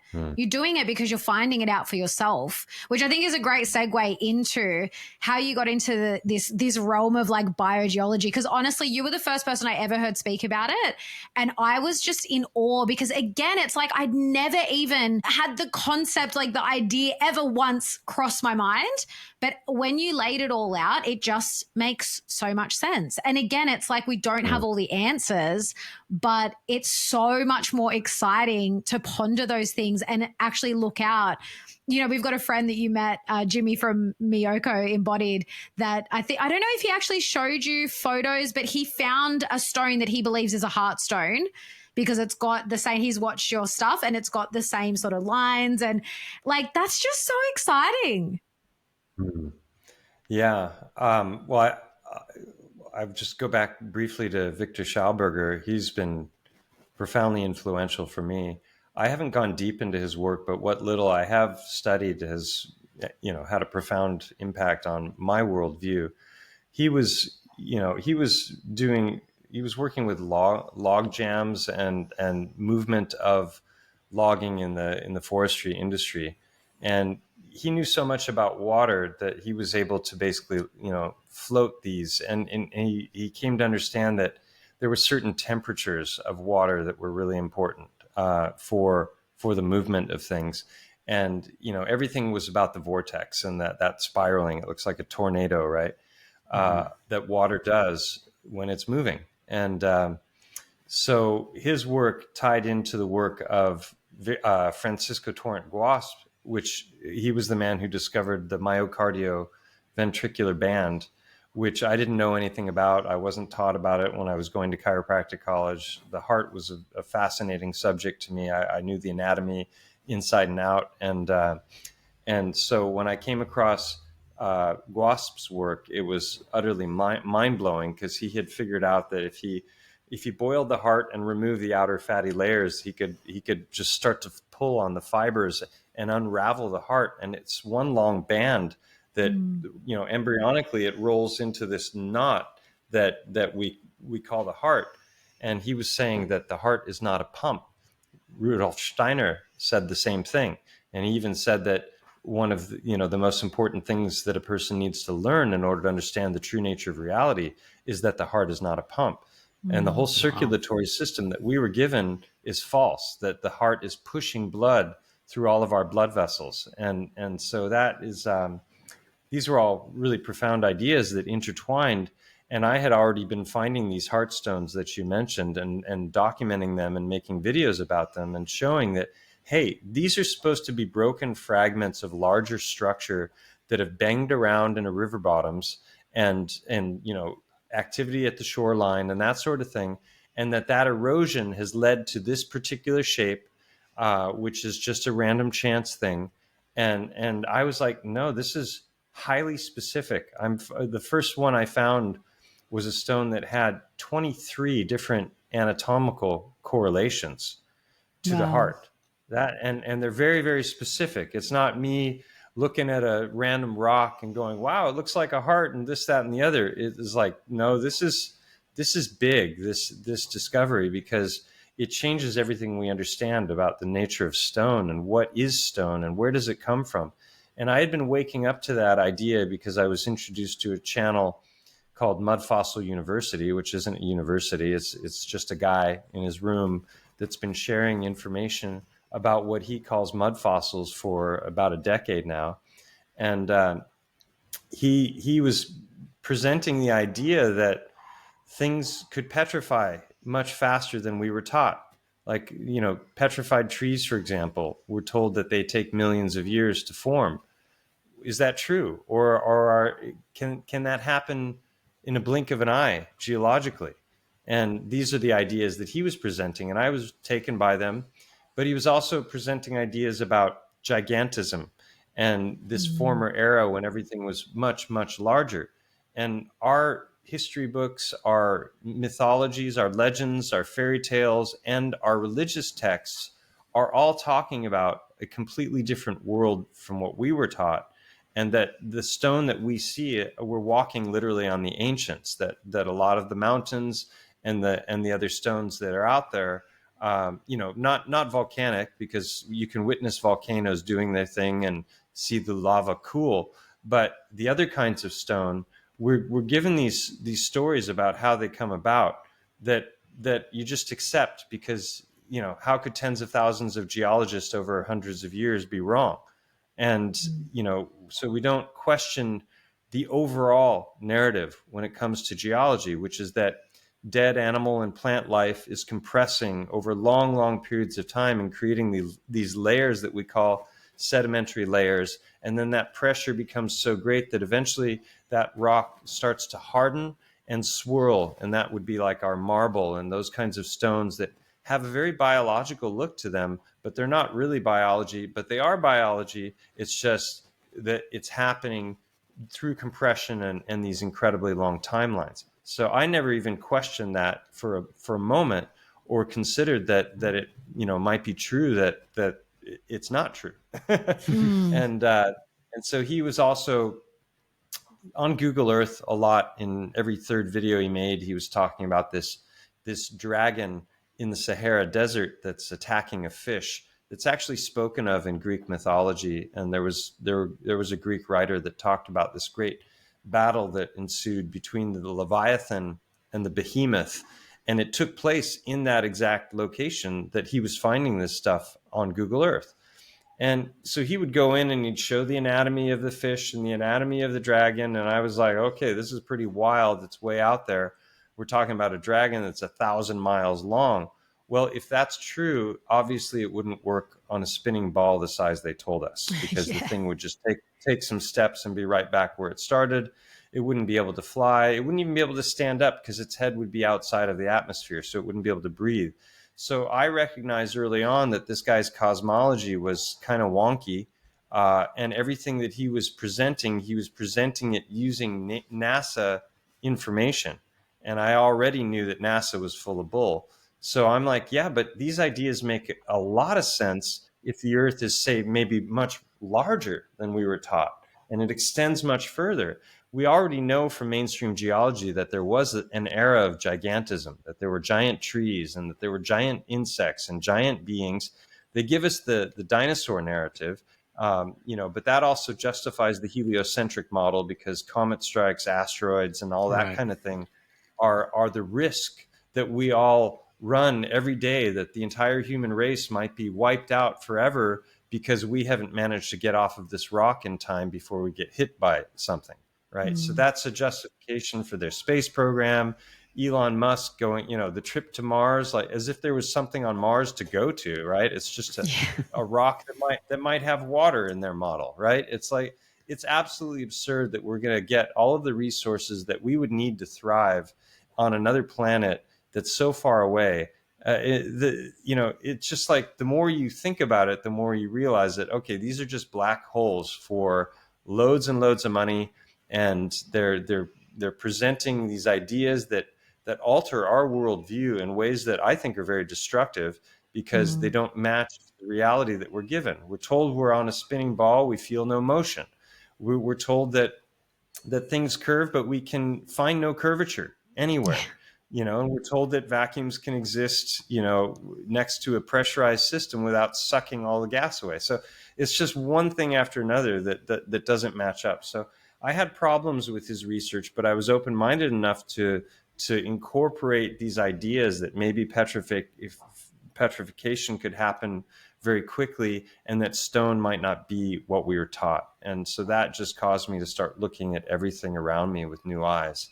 And his work on the dragon caused me to, it was the penny drop for me when it came to, there's a mountain here in the town that I live in called Mont Go that's known as the elephant because it looks just like an elephant. It's got the head is shaped like it. It's got the body. There's curves where the head meets the shoulders where there should be.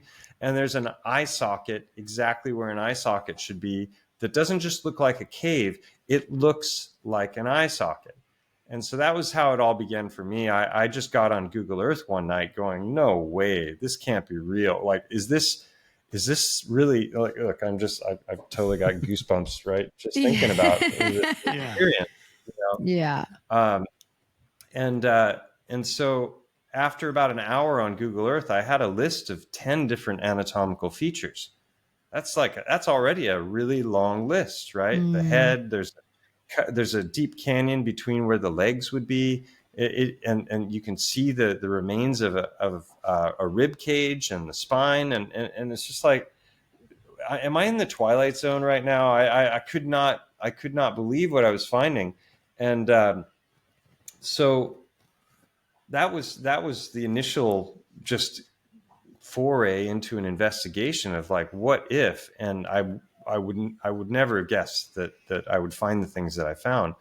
And so that, just led to a deeper and deeper investigation, because I figured, okay, going back to my chiropractic roots and my studies of anatomy, if you think about the eye socket, it's very complex actually, because it's formed by 7 different bones.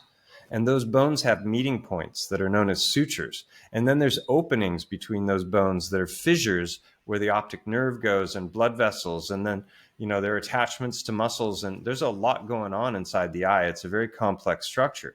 So I'd been up to that cave already before I embarked on this investigation, probably 10 times just for hiking, just because it's an amazing site to be in and see. And I'd always marveled over how odd it was, and I couldn't figure out how it could have possibly formed. And so I was also very aware, though I didn't know the word for it, I was aware of the concept of pareidolia, which is this recognition of a pattern visually that doesn't actually exist. So you see a face in knots of wood, or you see an animal in the clouds. It's obviously not really there, but maybe on some esoteric spiritual level it is, but from a practical perspective, it's not real. It's just a trick of the mind, and our eyes are designed to recognize these patterns. And I have very abstract artwork, and that people see faces and different figures all the time in my artwork. So I play on that. I love it. But I was aware that, okay, that might be what's happening here, but it's already too weird because I'm finding too much. It's going beyond pareidolia. It's going into like, this is actually a pattern that shouldn't exist, that seems to. And so the next time that I investigated the eye, I got out my anatomy books. I found a 3D rendering of the skull where I could go in, I could click on the different bones, and I could see where they meet, and I could see those lines where they're connecting. So I went up to the eye of Mont Go after that initial investigation with a list of things that I would expect to find if there was truth to it. So I was, honoring the scientific method. You make an observation, you ask interesting questions, and then you make observations, right? And you try and determine whether there's a pattern there, and that should be a feedback loop where you get new information, and then that information makes you go, oh, I was wrong about that. I'm going to go back, and reevaluate and try and come up with a different model that works. And so I went up there, and I found probably 10 additional anatomical correlations in just a Wow. couple hours up there. And so now I'm up to almost 20. And that's a crazy number, right? It goes beyond like pareidolia. It either we're talking simulation theory and the, you know, as I'm observing things, they're altering in a way that confirms, you know, it's confirmation bias, and it's just, you know, it's just playing along with my little flight of fancy, uh, you know, or it's just full blown Twilight Zone, and there's actually, you know, something to it all. And so, yeah, I spent about 6 months investigating it before I even made a video. I went to the Flat Earth International Conference in 2018 with Alex. He was going to perform there.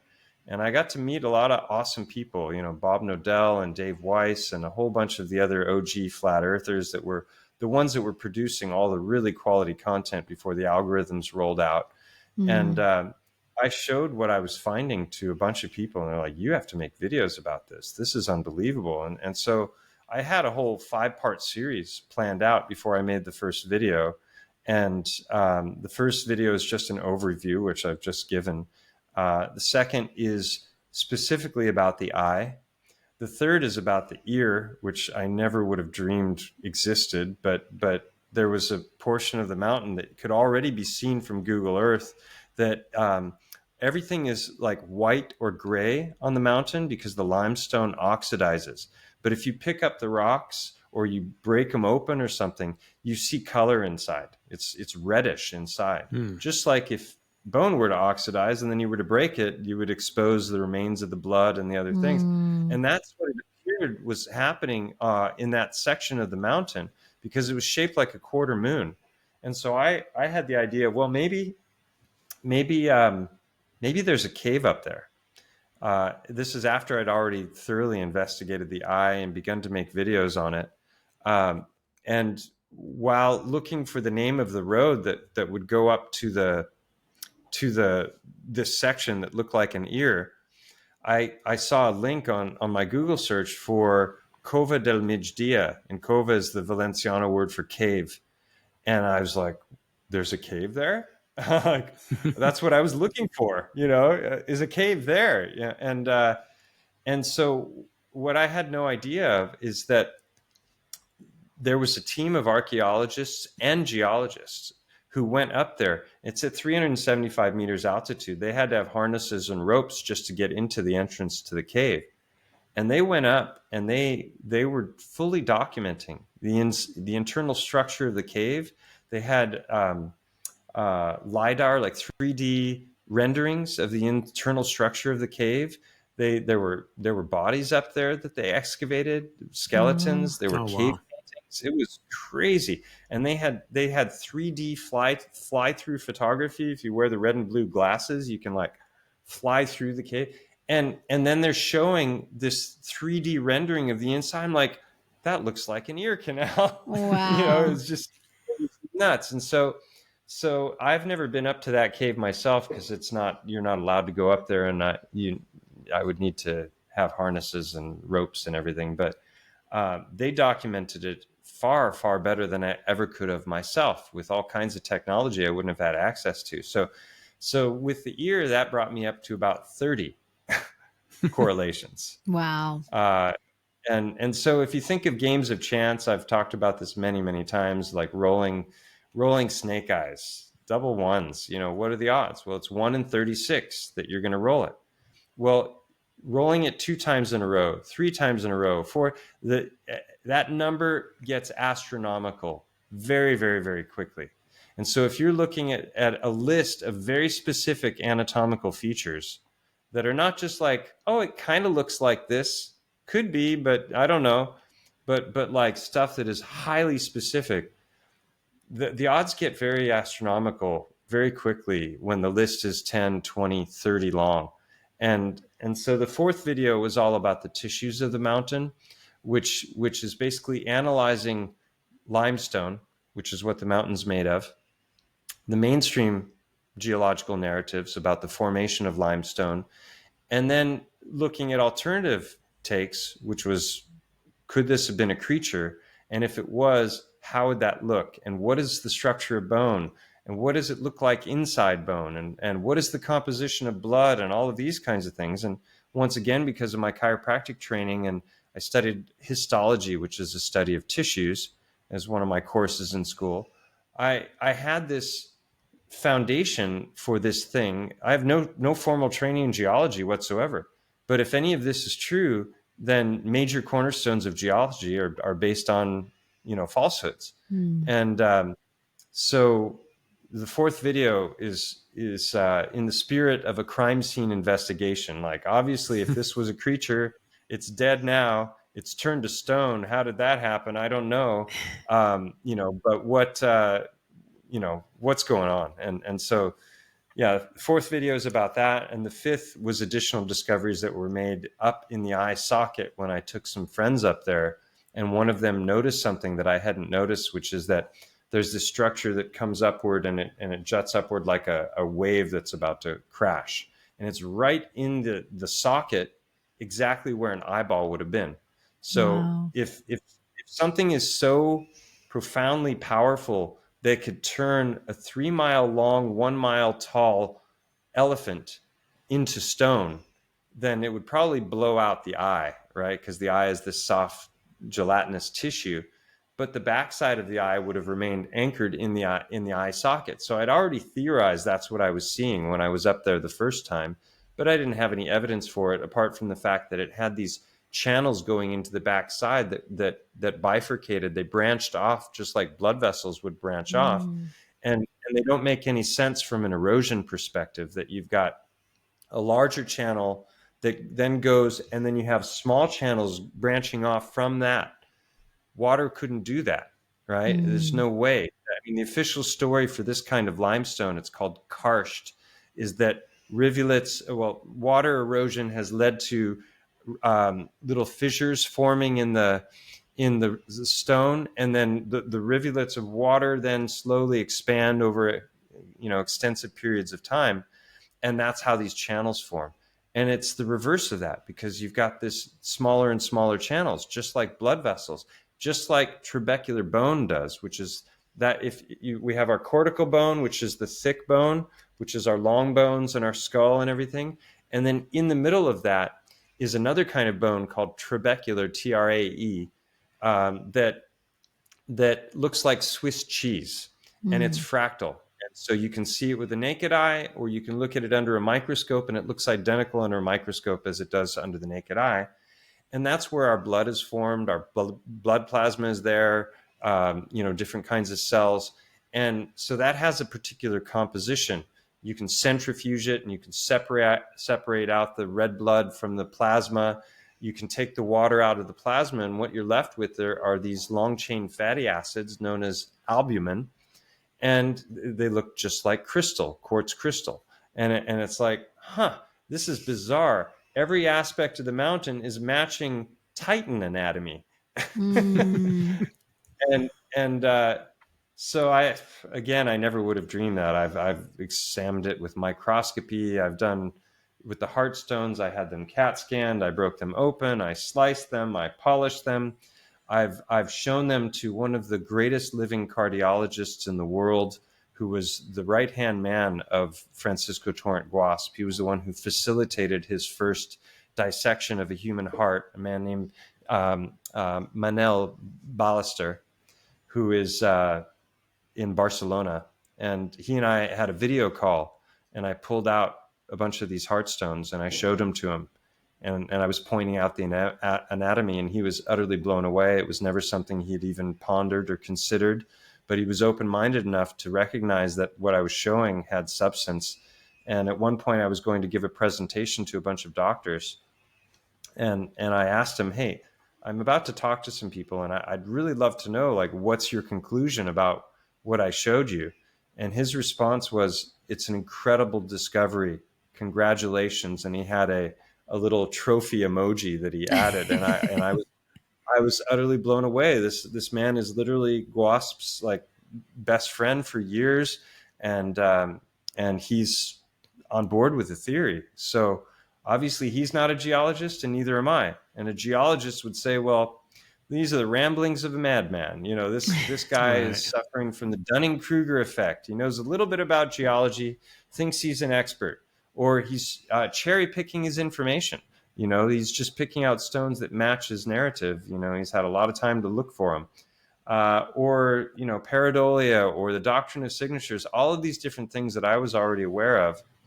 And from the very first video I made on the Heartstones called Mud Fossils, the Heart of the Matter, I literally said, this is what they're going to say.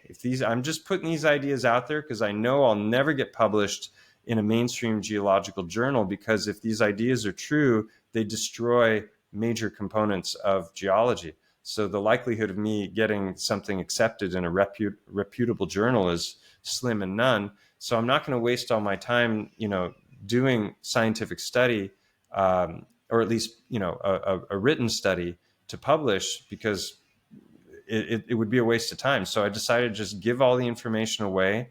I've let people know, hey, I could be wrong about all this many, many, many times. I don't think I am. And these are the reasons why. And these are the things that they're going to say about me if it starts to take off and gain traction, and the world starts to look at the evidence and these ideas as a possible reality. This is how they're going to try and knock that down. And that's exactly what happened. I ended up sending some rocks off to a laboratory. Some people reached out to me who had seen my videos with, you know, a reputable laboratory. The guy who owns it and runs it is like just an OG scientist that is somebody who authenticates, you know, ancient artifacts, and is somebody, you know, he's a heavy hitter.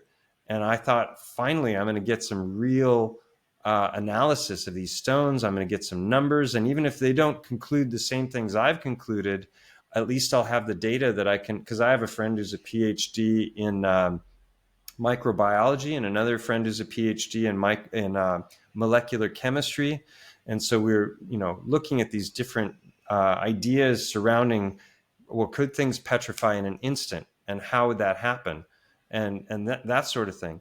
So I knew if I could just get the data, I could have it analyzed by people who were more open-minded if they shot down the ideas, you know, because they're just championing the mainstream narratives about petrogenesis, which is the formation of stone. So yeah, it's been a crazy journey. I never would have dreamed that, you know, it would lead to these kinds of things, but I've just gone where the information has led me, and the observations that I made with my own eyes, and stones that I can literally hold in my hand, you know, that they match anatomy of a heart to a T, right? Yeah. Right down to the Wow. lines where the folds of the heart would meet, the indentations at the top. And I've shown that there is a reoccurring pattern in the stones that is highly specific. I found this one yesterday. Oh, Hold wow. on. I was just going to ask that, like, when you make it wet, When you wet them, they just like the color comes out. Wow. Most of the ones I find around here are white like bone, which I didn't understand. Like, why would they be white? And I think part of it is oxidization. When you break them open, you know, they have they're darker colored inside. Inside. yeah, and they look the same. Like, there's subtle differences, but they look the same. I'm going to show you half a dozen here that all of them I've gotten in the last 2 days. Oh, wow. So this phenomenon is so repeatable. I literally have hundreds and hundreds of these. And initially I was, you know, I started to recognize the pattern, and then my eye got better and better and better at spotting it. Yeah. And now I can't go out without finding them. But you have this harp shape, and then there will be creases in, and that's where the folds are meeting. Yeah. When the heart contracts, if you look at it from the bottom, it goes in a spiral. And so that makes these stones look like you get this little, like almost like a propeller twist in the stone. And then one side of the heart has a thin wall and the other side has a thick wall. And so when the heart contracts, which it would on death because of rigor mortis, it's going to taper in. And the side with the thin wall ends up being like a knife edge, like you see here. Yeah. And then the other side is thick.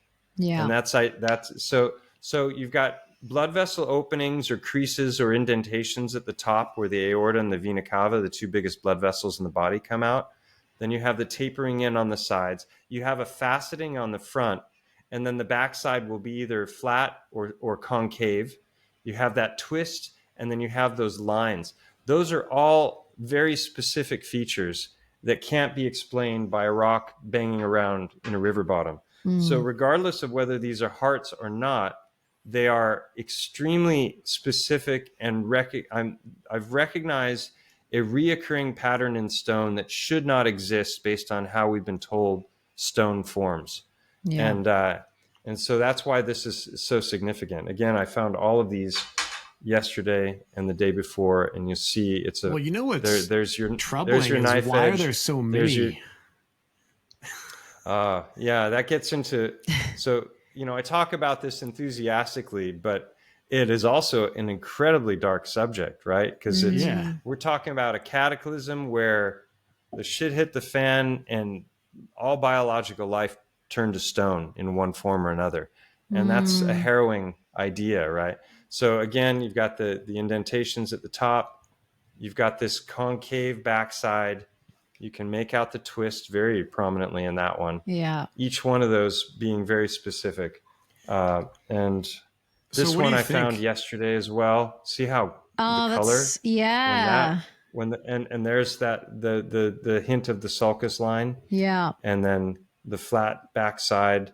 And here it's just more of an indentation or discoloration. You can't really make out the blood vessels. It's so incredible. And then because I remember after we first watched first time I watched your presentation on this, it hit me, like all the stories that I often look now at movies and, like you said, fairy tales, all these things that we hear that they say are myth and not true.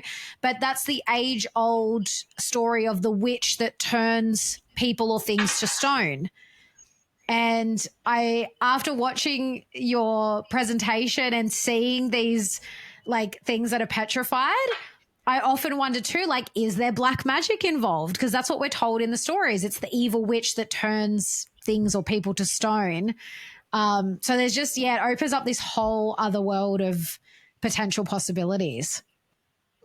Yeah, well, there's so many synchronicities that have happened as I've done this research. Lots of people have given me information over the years that has opened my eyes up to new things that I wasn't even aware about, because I hadn't studied geology at all, and I didn't know all of the incredible sites that exist in the world, and these formations that when you hear the mainstream explanations for how they came about, it just doesn't make any sense whatsoever. I didn't know any of that existed. I just, I would see photos of nature but now over the last 7 years of doing this, I've accumulated such an incredible catalog of images of sites that are just utterly mind blowing. Aside from the work on the mountain and the heartstones, but you mentioned mythology, the petrification. We have the story of Medusa, who was the Gorgon who had the snake hair and would turn anything to stone on sight. Right? I think that's an anthropomorphization for the plasma apocalypse. I think a lot of this has probably come about through plasma electrical events, but it's taught to us in a metaphoric way so that it's preserved through the stories throughout history. But one of the incredible synchronicities is the river that goes alongside the Elephant Mountain is called Gata de Gorgos. And the Gorgos were the Gorgons, one of whom was Medusa. So literally the river next to the mountain is named after this goddess of instant petrification. What are the odds? That's interesting. Here's another crazy, crazy synchronicity, which is that Francisco Torrent Guasp, who was the discoverer of this thing about the heart, he lived and worked out of his home in a private, he was a general practitioner and he had a private practice. And for decades, he was getting hearts from different butchers of different animal types to dissect them, to try and understand, because he already knew that the circulatory model made no sense, but he was trying to understand how does it work. And so in 1972 is when he made the discovery. So, I mean, we're talking a long time ago, 40, what was that, 72, 28 plus 25, yeah, over 50 years ago, he discovered this. And it's still not common knowledge in the world. It's not even common knowledge among cardiologists, especially the surgeons who are cutting into hearts. They don't understand the basics of the anatomy of the heart. They would be offended by that statement. But if they don't know about the helical heart and the myocardial-ventricular band, and that's not being incorporated into every aspect of their study as they're learning how to be surgeons and cut into the heart, they're quacks of the highest order. They don't know what the hell they're doing. They might be able to help people, but there's the consequences can be, fatal, obviously. But anyway, the synchronicity was that he lived and worked out of his home for decades, and his home was on the foothills of Mont Go, on the Elephant Mountain. He literally lived and made this discovery and worked on the mountain. Wow. Just another crazy How do you make this accident. stuff up? Yeah. It's like those guys going into the ear and stuff. And so again, either there's truth to what I'm finding, or we're in a simulation and reality is altering itself based on my investigation and based on the egregore that is the consciousness of many individuals who start to look at these ideas, and it starts to be a part of their thinking. And then maybe that gains more and more power, and then reality alters itself more and more. And maybe that's why people are sending me photographs and videos of these heart stones from all over the world. Did they even exist before I made the discovery? I don't know. If it's a simulation, maybe not. But if we're in a real created realm, which I believe we are, and then there's this illusory matrix overlay, then this is a clue to our past that is so profound and important. And it's been something that has been life-changing for many of the people who've watched my videos, because it's reified their faith if they're Christians, and they're just so appreciative because they see that the things that I'm finding are proof that the stories in the Bible are true. And not just the Bible, but the book of Jasher, the book of Enoch, which were removed from the Bible, the apocryphal texts, but also the myths, the legends, the fairy tales of all of the civilizations. We've got these stories of giants and titans and things turning to stone. And it's like, maybe that's our real history. Maybe what we've been taught is the bullshit. And, we've all been misled because we're blinded by the paradigm. I coined the term paradigm blindness to really talk about that. Like, why would an expert in virology not start to understand that the entire ology is pseudoscience when confronted with the evidence showing that they've never isolated any virus, they've never actually proven the existence of pathogen or contagion. And there are a whole lot of doctors that will break down the seminal papers and show that that's true over and over and over again. But if the people are blinded by their paradigm and their beliefs, they're not even going to investigate it because they're going to think the idea is absurd. And I'm certain that that's what will happen if these ideas ever start to go mainstream and geologists are looking at them. They're just going to, accuse me of all of those things that I said before. This one is really amazing because the heart has a fatty outer sac called the pericardium. And that's why a lot of these are white. But this one, it's gone, but you can see that it still remains, and that this was once covering this whole rock. Like, why does it have this exact shape and this specificity? And if there isn't something to it. So anyway, yeah, definitely going for a while. Mike, are you able to pull up the images of for anyone that's new to your work, like the image of the mountain and some of the other, because I think I remember seeing too, you showed some of the photos of the rocks that you'd polished, and they're so red, like they look red. It'd be great for people to see that. Yeah, I just find this stuff so exciting and fascinating because it just makes life so much more exciting. Like when you're going out and looking for these things, and it's like what we were talking about with the flat earth, these are the things that we can observe with our own eyes. I'm always going to trust that more than I trust information that I'm being fed through, various educational institutions. Yeah. Yeah, well, everything that we're taught is taught where it is trying to get us to deny our senses. Yeah. Like I said before, that we're moving, but we don't feel movement. That there's curvature, but we don't see it. So, So do you see my share screen now? Yeah. Yep. Yeah. Yeah. It's hilarious. Yeah. Okay. I love this image. I'm really proud of this meme. I made this one right here. So funny. Is that your kitchen? Is that your egg on the underneath and the? No,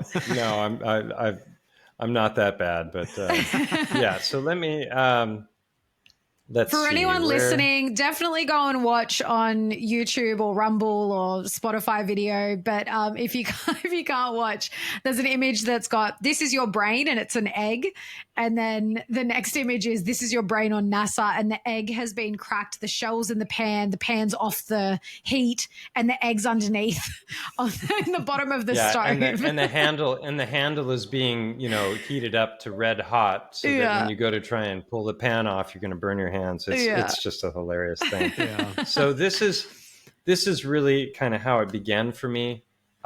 This video by Jay Dreamers was called Petrified Titans, and he was synthesizing the work of Roger Spurr, which had to do with mud fossils, and I'll explain later why I coined the term biogeology. It wasn't to try and steal his gig, but because I felt like what he was talking about was a portion of what I was finding, but there were a whole bunch of things that didn't fit into his theory. And so then I realized that biogeology was a better umbrella term just to distinguish between mainstream narratives about how stone forms and the things that I was concluding and finding. And then mud fossils would be under that title. So you would have instant petrification from plasma, from volcanic activity and pyroclastic flow, from high mineral content waters. What I discovered as I dug deeper and deeper into this is there are a whole variety of ways in which things can turn to stone. And I didn't know about that. And they don't talk about that in the mainstream models. So I saw these two images in his presentation and I went, oh my God. And I started thinking about Montgo, which is this mountain here. Yeah, it looks exactly like an elephant. And you can see, And some people say, oh, it looks like a whale, or, to me, it doesn't matter if it's an elephant or not. What it is, in my opinion, is a vertebrate, probably a mammal. And the evidence for that is extensive. And here you can see that little upward, can you see my cursor? Yeah. Okay. You can see that little upward jutting part that I said looked like the remains of the eyeball. And actually, somebody was just here at an awesome party a couple weeks ago. I don't want to mention his name, but he got some incredible drone footage, because you're not allowed to fly drones around that area. Right. So I've gotten some. I haven't had a chance to put some of that into the presentation yet. But this is looking from above, and you can kind of make out that it looks like a rib cage, and this would be the spine. And then there's a curve right here and here where this head would meet the body. And then right here is a canyon between the legs. And then you have this section here of the mountain has collapsed. And so even in mainstream geology, you can see that here, they talk about this section being what's known as a synclinal, where the layers of strata are curving downward because of a collapse. And if this were an elephant, right in here where this collapse has happened is exactly where the breathing passage of the elephant would be. A lot of people used to confuse elephant skulls with cyclopses. They thought that they were one-eyed beings because they didn't realize that the breathing passage wasn't an eye socket. And so here around the mountain, this is called the skirt. This is where all of pieces that were here have fallen down and accumulated. But this is the structure. And so, like I said, I was applying the scientific method to the best of my ability of thinking of questions, formulating a hypothesis, developing testable predictions is exactly what I did with the eye socket. And then I gathered data, and then you go through this refining loop, and then, you continue to evolve your model. So I started by looking at elephant skulls, And, here you see these suture lines. These aren't cracks. These are where the bones are meeting in different places. Here it's very prominent. And inside the eye socket, as you can see here, there's these 7 different bones that meet. And these are the fissures for the optic nerve. And then it goes down into the sinuses down here. Now, what I didn't know is that in the cave, if this were the cave, back in here, there are these channels that are going down at about 45 degrees, just like this is going down. And it actually enters into a deeper cave. Here you can see the fissures more clearly. And that is also in the cave. So it's just like one thing after another. And then this hole here, we have that here. It's called the infraorbital foramen. And in elephants, it's bigger and it's more in front of the eye, whereas ours is below the eye. Right. And this mountain, if you look at the mountain from the side, it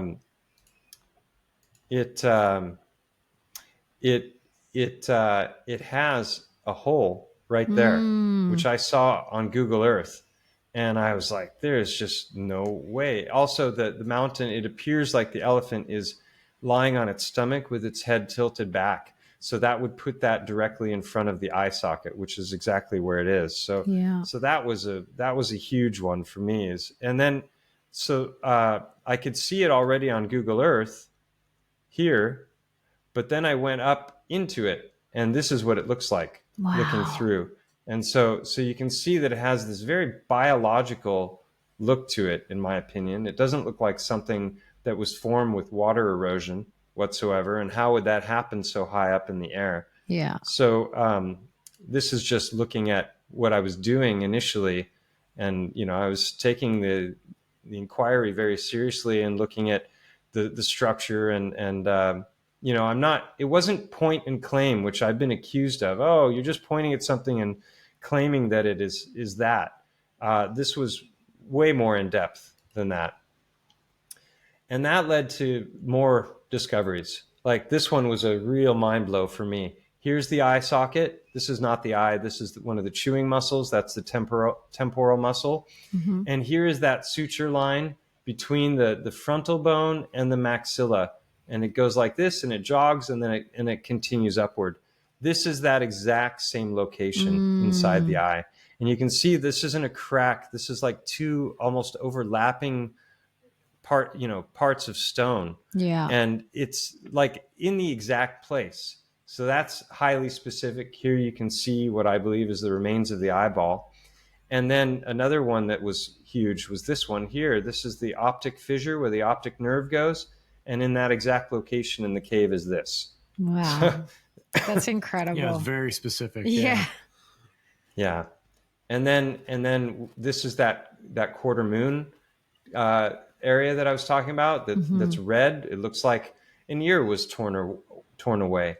And right in here is where these guys went in. And I'll show you a little video of that.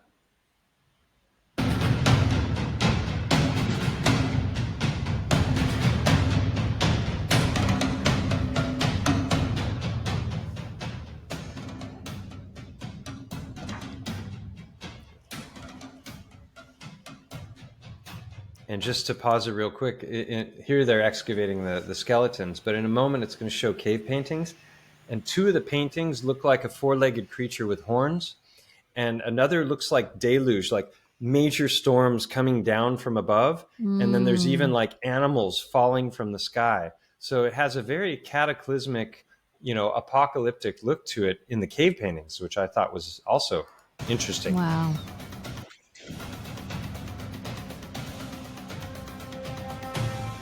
And there's the 3D fly-through. And here are the paintings.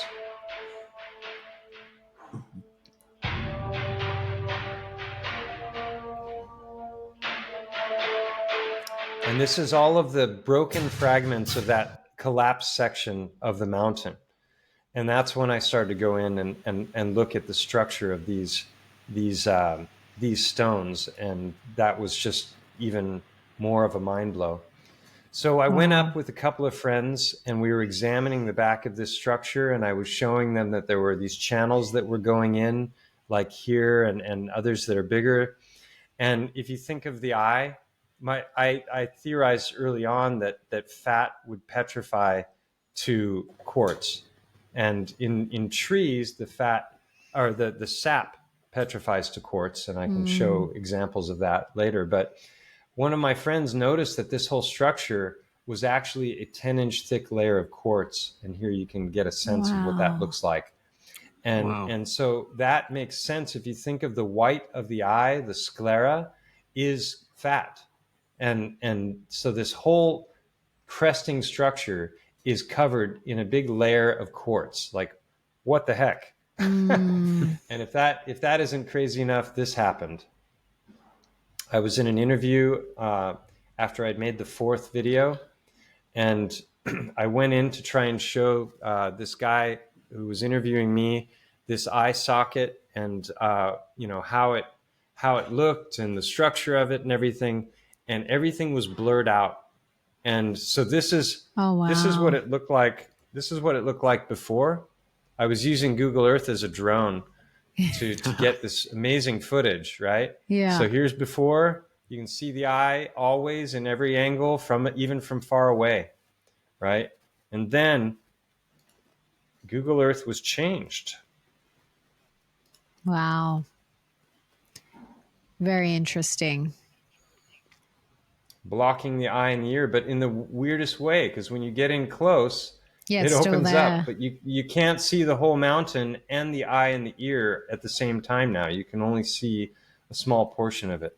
So people who are skeptical, they're not even going to notice the eye or the ear. And even if they do try and go in, they're not going to be able to do what I did initially with Google as a drone. Yeah. Yeah. And it's pretty clear they changed something. Yeah. Yeah. Yeah. It's like there were a lot of people that were on the fence with my research. And then when that happened, they're like, okay, now I'm convinced. Yeah, exactly. When Google's trying to cover something up, there's probably some truth to it. Yeah. Yeah. There's a lot of stuff that gets blurred out on Google. So this was also really interesting. I didn't know about this, but limestone is said to be formed from skeletal fragments, coral, forams, and mollusks. So essentially, the mainstream model is telling us that limestone is bone. And if you look here, you can see what I was talking about before: trabecular bone with the naked eye, trabecular bone under a microscope. The blood is still in there; that's why it's red. And then, if you start looking at the rocks that are on the mountain, you get this sort of thing. Wow. Explain this with water erosion. Yeah, exactly. Yeah, you can't. Yeah, it just picked and choose where it goes through. It's just totally random. Yeah, for anyone listening, it's a stone that literally has like channels through it. Yeah, it's a Holes. white stone. It looks osseous. Looks like a bone. Yeah, so if you see and it is bone according to them, but they're saying compressed bone over hundreds of millions of years of time. But the thing about that narrative is that I should be able to see the remains of mollusk, shellfish, coral, skeletal remains embedded in the rock. And I've been walking this mountain for 15 years, and I've never once seen a single fossil embedded in any of this rock, because that would have destroyed my theory, right? If the bone was comprised of smaller bits of bone, then that's not what happens. We can eat bone, we can take bone broth and other things, but we're going to assimilate that nutrition to build our bones. Our bones are not going to be built of those pieces. Does that make sense? Yeah. Right. So then I started to look into the composition. Here you can see this chunk is broken away, and out of this is flowing this red earth. So the whole mountain is comprised of limestone, really bright red earth, iron ore, which you can see caked to this one, and then quartz crystal, which would be the plasma. So if you take and you centrifuge the blood, we've got all of these different yellowy oils like you see here from salmon and nuts and whatnot, fish oils. And if you take that and remove the water, this is what it looks like. So it was just, every single thing was a one-to-one correlation. And well, now my so that mind's fifth ticking video, because we've got a lot of red earth where we are, and this land, not just our land, but this area is very well known for having lots of quartz crystal underneath. So now my mind's ticking because I'm like, quartz crystal, red dirt, like red earth. Yeah, well, I was going to ask you. So I was messaging with Billy and Bjorn over here at the property that you got to see, and they wanted to ask: is there any structure of particular interest in Australia that makes you think Titan or anything that you want to investigate further? Well, Ayers Rock is obviously incredibly interesting. It looks like flesh. It looks like it's got the banded fibrous look of muscle, right? Yeah. So it could be muscle if it's a heart, and many people have hypothesized that it is. It's only a small section of the heart. And the reason is, if you look at it, all the fibers are kind of going the same direction, whereas the heart is a knot that has curves going all kinds of different directions when it comes to the fibers. So if it were a heart, most of it is buried, right? Yeah. And you're just seeing a small portion of it. I think that's really interesting. I haven't explored with Google Earth, the geology of Australia, but what I can say is that Billy's property, there are two mountains there that look identical to Tree. And Tree has been one of the biggest things on my channel, looking at the evidence for these titanic trees. We're talking about trees that were miles wide at the base, right? So how high up would a tree like that stretch? It's a crazy size that's hard to wrap your head around. But if you think of a tree that's decomposing in the forest and it's breaking down into little bits, and you were to pick one of those bits up and look at it and extrapolate to a tree miles wide at the base, that little piece would be 50 or 100 feet wide, right? That's the kind of size we're talking about. So massive. I took some incredible photos and wanted to get up close, but we didn't have the time before we had to leave his property, because there's one mountain off in the distance that has a perpetual waterfall. I was just about to ask, is that what I thought, had an inkling you were talking about that one? Because when you're up high on Billy's property, you can see right over, and it just goes, it's really wide. Yeah, and the one that his house looks at straight across is also very clearly Tree, in my opinion. And I didn't get up close to see the structure of the stone. Hope to do that, on a future visit. But I did all the work on the mountain and made the initial videos. It's a 6-part series now. And the 5th part is exposing the discovery of the remains of the eyeball and that quartz layer and the Google Earth censorship. And then the 6th video, I'm just kind of wrapping up a whole bunch of loose ends. And that's a really awesome video. There's some very interesting evidence in there as well. But after that, there wasn't much more to do. I had accumulated over 50 anatomical correlations from histologically, anatomically, macro, micro. That's a gargantuan number. And but there wasn't really much more to do other than tell people about it. And I've done a lot of interviews since. But along the way, I came across the work of Hangman 1128. He's got an amazing channel on YouTube, and Sounds familiar. He was coming at all of this from a biblical perspective. I wasn't, which is ironic because, like I said, there's been a lot of Christians over the years who have been incredibly thankful of the work that I've done because of what it's done for their faith, and other people who are not approaching it religiously at all, but are just like incredibly thankful because it's caused them to see the world with entirely new eyes, and it's brought back this like childlike innocence of like exploration of what is this really? What am I looking at? And, instead of just buying the official story. So when I came across his work, the first couple of videos I saw, it brought tears to my eyes because he was showing HD footage on site, boots on the ground, just like I did with the mountain, which Roger has never done. And a lot of the people who are championing the idea of mud fossils or titans and are showing photographs of mountainscapes that look like titans, there's no follow-up. There's no on-the-ground footage. They're just showing photographs and making claims about what these things are. And it might be true, but it might also be that from an entirely different angle, it would look entirely different. So, is it pareidolia, or are we seeing something that really was once a giant creature? And I don't like the word all. I don't use it like all mountains are this or all mountains are that. I think some are titans. I think some are trees. I think some are ancient buildings that maybe got hit and are now there's a whole crowd called the meltology crowd, which are saying, that a huge number of these mountains around the world are former structure at a time when everything was far, far larger. I'm totally on board with theories related to Tartaria and mud floods and looking at star forts and the World's Fairs and all these things showing that our realm was very different as little as 150 years ago from what we were taught. And it paints a completely different story of our past than what we've been grown up believing.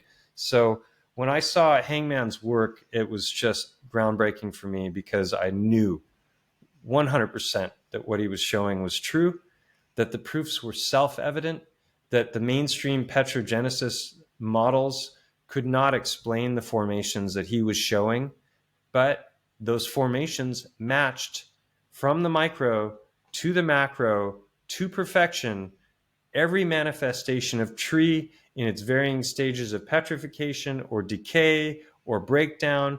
All of it was absolutely a perfect match. And so when I started to dig into that more and more, I began to realize that when it comes to evidence for titans, my stuff is really it. I thought that by now there'd be a whole bunch of other people that would have found other similar kinds of formations and done an investigation on them, but that hasn't happened. So even though my work and the evidence is compelling in and of itself, it's not a slam dunk, ironclad proof, definitely not in the mainstream consciousness, but the trees and the evidence for them is astonishing. There's so many data points that line up perfectly, and I can show some of them in a moment.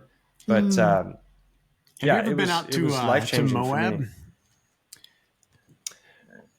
No, but I did get the opportunity to tour with Mike Alley, Hangman, and we went to Garden of the Gods in Colorado, and then we drove 7 hours up to the Black Hills of South Dakota, which is where Mount Rushmore is. And just next to that in Wyoming is Devil's Tower, which I didn't get the chance to see with my own eyes. We lacked a day. But, Devil's Tower is incredibly compelling because it looks exactly like a tree stump. And there are people, even in the truther community, who will argue until their faces turn blue that it cannot be a tree for this, that, or the other reason. And they might be right. It might not be tree. I'm not attached to it being tree, but it sure as heck looks like tree. And the mainstream narrative for how that formed is laughable.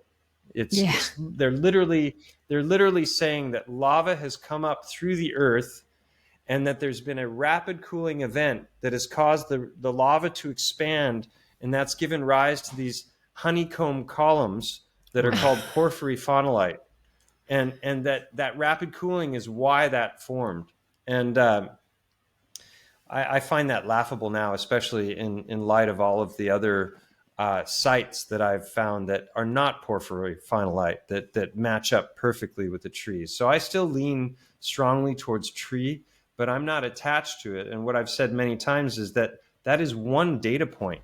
It's not proof in and of itself. It's something to consider. It's something to look at and to have as a placeholder of possibility, and then look at all the other evidence that's out there. And that's what nobody else is talking about. And nobody has put together the kinds of presentations that I have.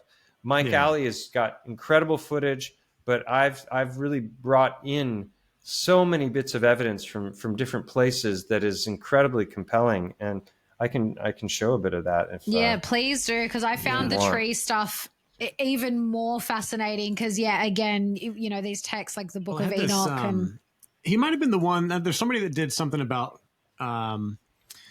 no trees on flat Earth or something like that. But after watching that, I was driving through. I used to drive through the Black Hills once a month going up to work. I used to work on the oil field up there, and I just noticed there's long stretches of road, and as you're looking at the landscape, there's these hills, and on the tops of the hills, is it sharing while you're talking? I just want to give some visuals while you're talking. Okay, go ahead. There's massive areas, like hours and hours on the road, where you see these hills, and all the trees are most of them are all pine trees. They're all on the hill.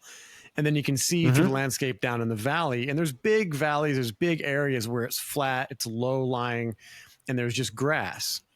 And it's not even cultivated for farmland. It's like grazing for cattle. And there's a lot of these areas. I'm just like, it's very noticeable now that I have my mind opened up to this. Water, right, runs downhill. So you'd think, well, there'd be some trees down in the flat areas because that's where all the water's at. Your survival wilderness stuff. You look for low-lying areas where the water's at. You can find trees there. You can usually find elk and deer and all that. But I'm like, why are not some of the trees, all the trees were at the very top of the hills and the mountains out there, the furthest you would think from water. Right. And it was just such a stark contrast to, like, it's just one example of some anomalies that are on this realm. Well, I have a slide that I'll show that touches on that, because the question is, where's that water coming from? They say it's coming from our artesian wells. Art is, we have artery in our bodies, and these are like water arteries that are coming up through the earth. And then you have these perpetual waterfalls that can't be explained by rainfall, because like you have the tepuis, which I'll show pictures of in a moment, like in Venezuela, which are these jutting upward plateau mountains that have never-ending waterfalls, and it's impossible that that's coming from rainfall. And if you look at what's on the screen right now, this is a place called Jugurtha, and it looks like a tree stump. Now, even if you bought the sedimentary layering model for how that stone has formed, how do you get concentric rings in a sedimentary model? It makes no sense logically. And this is Devil's Tower, what we were talking about before, for those who aren't familiar with it. Sure has a tree stump look to it, right? Yeah. And I've done a video called Felling Titanic Trees, just looking at, like, it didn't have to be some kind of laser technology or aliens. It could have been something simple as a diamond rope saw that was really big, which is a pulley mechanism and a chain or a rope that has been embedded with diamond. And as long as they keep water flowing as it's running, it won't overheat, and it'll just cut through that rock, Wow. And we have the myths of Paul Bunyan and this story of the great lumberjack who went around North America cutting down the giant trees. We have these ancient mythologies. This is what I was talking about before. People can pause this and read it if they want, talking about how the tower formed. And the different models are all 50 million years. And it's all that the earth used to be up here. And then volcanic lava came up through magma, and then rapid cooling. And then 50 million years of erosion has brought the earth down to this level. Okay, so what happened to all the earth then? If the land used to be over 1,000 foot taller than it is now, where's all that land? It brings up more questions than answers. I'm from Wyoming, and on the other side of the state, I didn't know that. Yeah, I was born in Cheyenne, and on the other side of the state, it's probably 6,000 or 7,000 foot altitude, probably the same altitude that Devil's Tower is. And you can go out there and walk around on the ground and pick up fossilized seashells and stuff. Oh, wow. So this idea that millions of years and all the soil eroded away from that, but even in the mainstream model, they talk about a great flood, right? They talk about 5 different cataclysms that wiped out, like the trilobites are no longer here, and lots of different species no longer exist. I think they say like more than 90% of all the species that once existed on the earth are no longer here. I don't know if that's true or not. But, even in their model, gigantism existed and cataclysm, and every civilization on the earth has the great flood stories, like the flood of Noah. Whether it's a Christian country or not, they have these stories. And then, we have this 4-continent system at the north, and Rupus Negro, which many say is the remains of the world tree, which is the magnetic mountain that our compasses point to, also known in the Norse mythologies as Yggdrasil. Mm-hmm. And then we get these little truth drops in cinema, of avatar-sized trees, falling, and it's maybe the reason this was the top-grossing movie of all time for over a decade is because it's speaking to some truth that we all deep down know. Now, I believe that we're in something like this, that it's not flat or globe, that it's a combo of the two, and that false dichotomy is just to get us arguing with each other. Mm-hmm. Yeah, I love and then if that you look image, at lava, Mike, because I've been saying the same thing. That image is exactly what I've described for so long, because that's my feeling, is that it's not, because there are things in the sort of, more widely accepted flat earth theory that I don't fully agree with. And so I'm a bit the same, where I'm just like, I feel like we can observe that we're on a flat plane. Like, that's easily observable.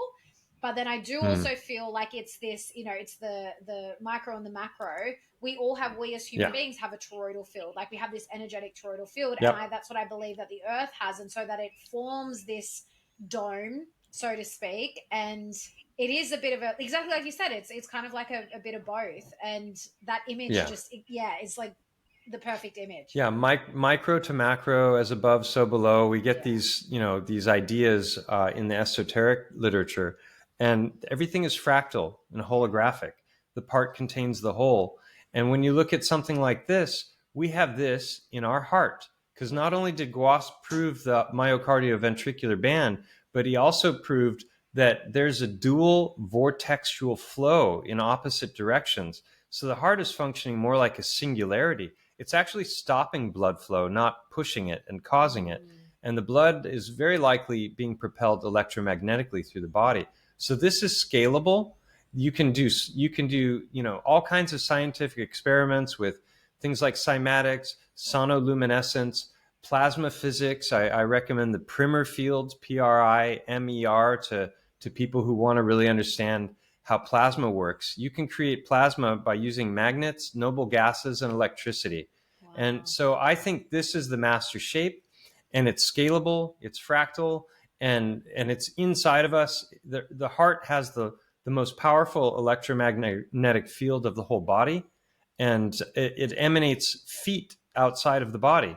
And this has all been proven, with different scientific measurements. But I just want to show lava. This is what it looks like. Never a straight line. Yeah. Right. No 6-sided protrusions of any sort. Yeah, and so even if you want to buy the mainstream narrative on Devil's Tower, how do you explain this? How do you explain these inside of a larger hexagonal shape? This is how plants grow, right? And how about this angle here? So what? It cooled, and then it just, it cooled in this perfectly angular straight line. It doesn't make any sense until you start to think of it from a biogeological perspective. Can I explain it all? Do I know how that happened? No. But lots of people will try and say that there's no substance to the theory, and I disagree. And this gets back to the mythology of what I was talking about before. And these kinds of photographs circulate all the time as claims. And I think that there needs to be follow up. Like someone needs to go into these eyes and show what they look like. Yeah. At some point, I'll do it if no one else has. But so I was going to show some of the best examples of tree. But first, let's go just a review. This is how tree breaks down. Notice that it's got vertical and horizontal lines. It can swirl in any imaginable direction. Wow. It can take on all kinds of unbelievable forms. Yeah. That's the knot of a tree there, right? Each one of those little pieces is going to have a different molecular makeup. Yeah. And so if you examine tree in all of its detail, and then you compare that to these structures, this is from the work of Hangman. Yeah, so these are the rocks that look like just gigantic versions of the rotting tree or whatever. Here you can see, and here you can see that the grain This is what I was talking about, holding up a piece and a much larger version of the same thing just behind it. Yeah. It is absolutely breathtaking. I've seen that site that I just showed with my own eyes, and it's so amazing. He'll break off pieces of these sometimes, and you can see that it's still fibrous, like it hasn't fully petrified all the way through. And wow. where it's gray, it's oxidized, and if you break it away, it has color inside, and it just goes on and on. The evidence that he's presented, and the sap is petrifying to quartz, man. just like we get scabs on our body when we have a cut. Sap is the scab for the tree, right? It's how the tree repairs itself. It's also the lifeblood of the tree. And this is what we know petrified wood exists, and it's identical, but it's smaller, right? It does the exact same thing in every way as what I was just showing, but they tell us that the biggest petrified tree in existence is only something like 8 feet in diameter.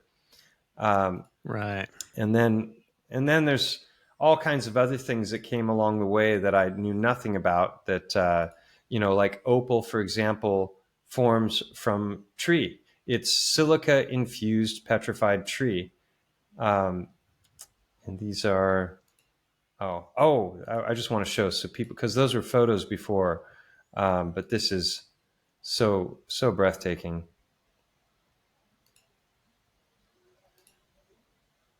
This is on site with Hangman in the Black Hills. And a lot of times I couldn't tell. So magnificent. I couldn't tell if something was wood or stone. I had to pick it up to see.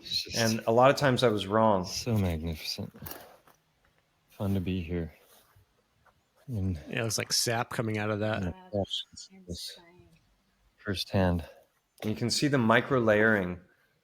Even the giant trees had that micro layering. Justice. I think you'll be able to really appreciate it anyway. So most people have never seen any footage like this. They don't know these places exist.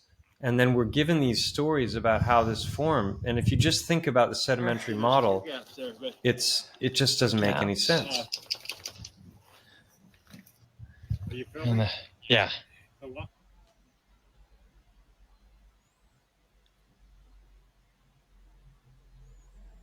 So if not wood, why does it look like wood? Yeah. In every shape, in every way, shape, and form?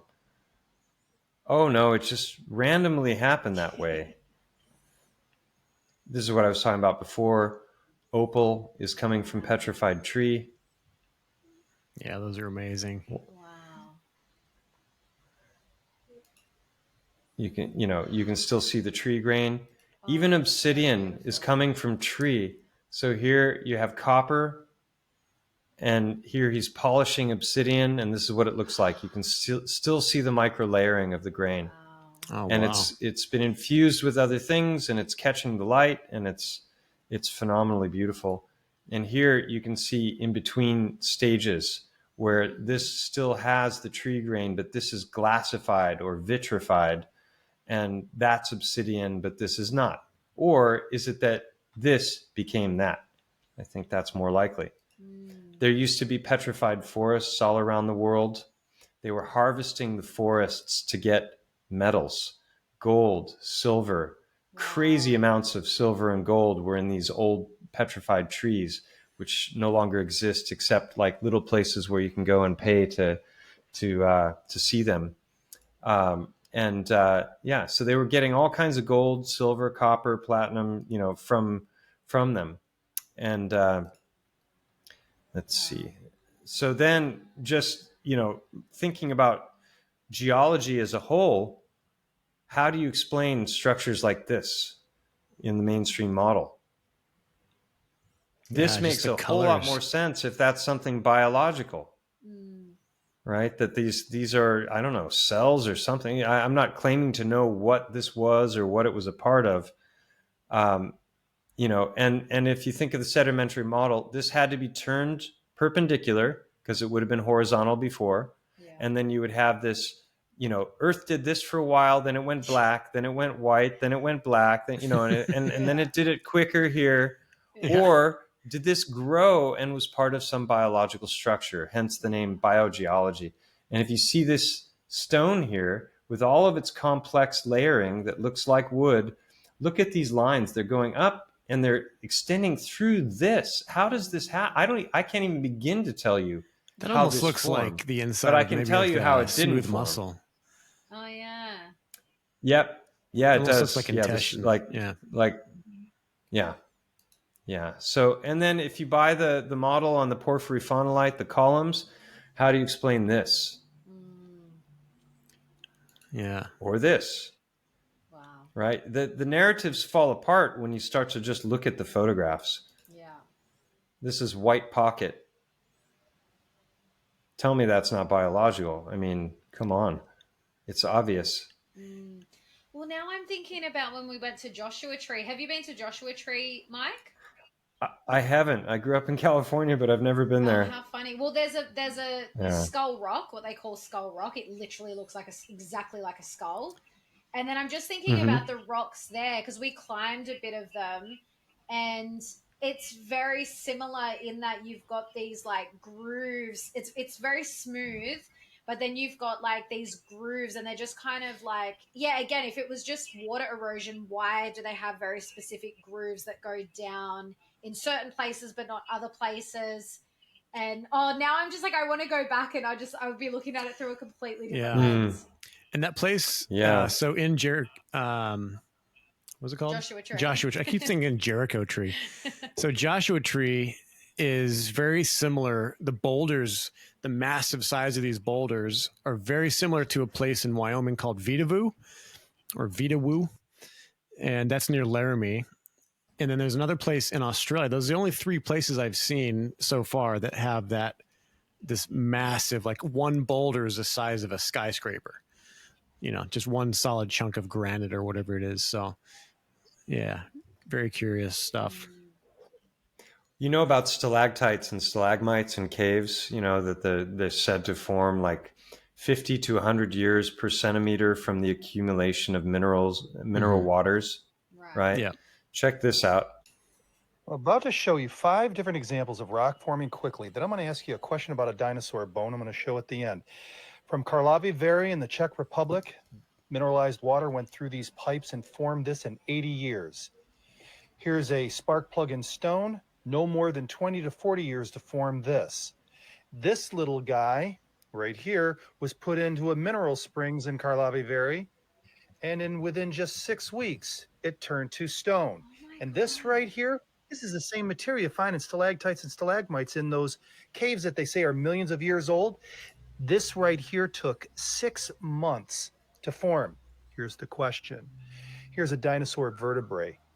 If these right here can form in that length of time, anywhere between weeks to months to years, how long does it take to fossilize a dinosaur bone?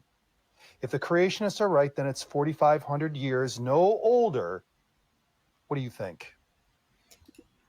Well, I think that this is a 200 million year old drivetrain from a vehicle. Yeah. Nice. So like there's a guy, I talk about all kinds of different forms of petrification. There's artificial, this guy, Girolamo Segato. Yeah, there are different theories related to that. Caesar technologies, that's like laser, but with sound. And if you look at this is the work of Girolamo Segato, a scientist in the 1800s in Italy who knew how to petrify any kind of flesh.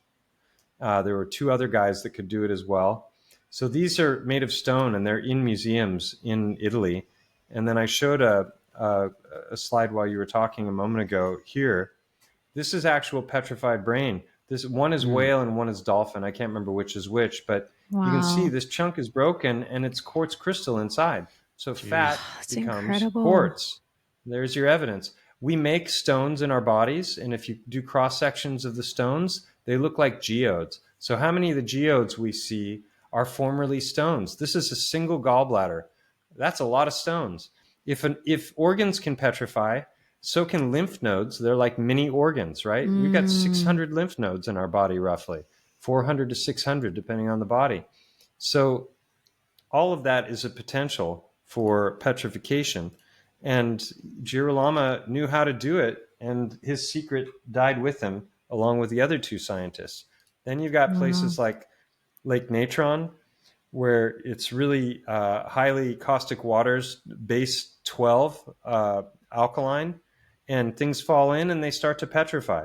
Wow. And then you've got crazy. Mother Shipton's Cave, which is mineral waters that come from this cave. They drip down. People hang things from ropes, and within a short amount of time, they're encased, and then they harden to stone. Is that somebody's head? And then, wow, that's so cool. I think it's probably like a toy or something. Oh.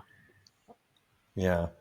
Kind of gruesome looking, but Yeah. and then this gets into theories, related to plasma petrification. I believe that these Lichtenberg figures, which are found around the world, are actually just gigantic plasma storms, which the biggest ones ever recorded are happening over volcanoes because the volcanic ash is conductive.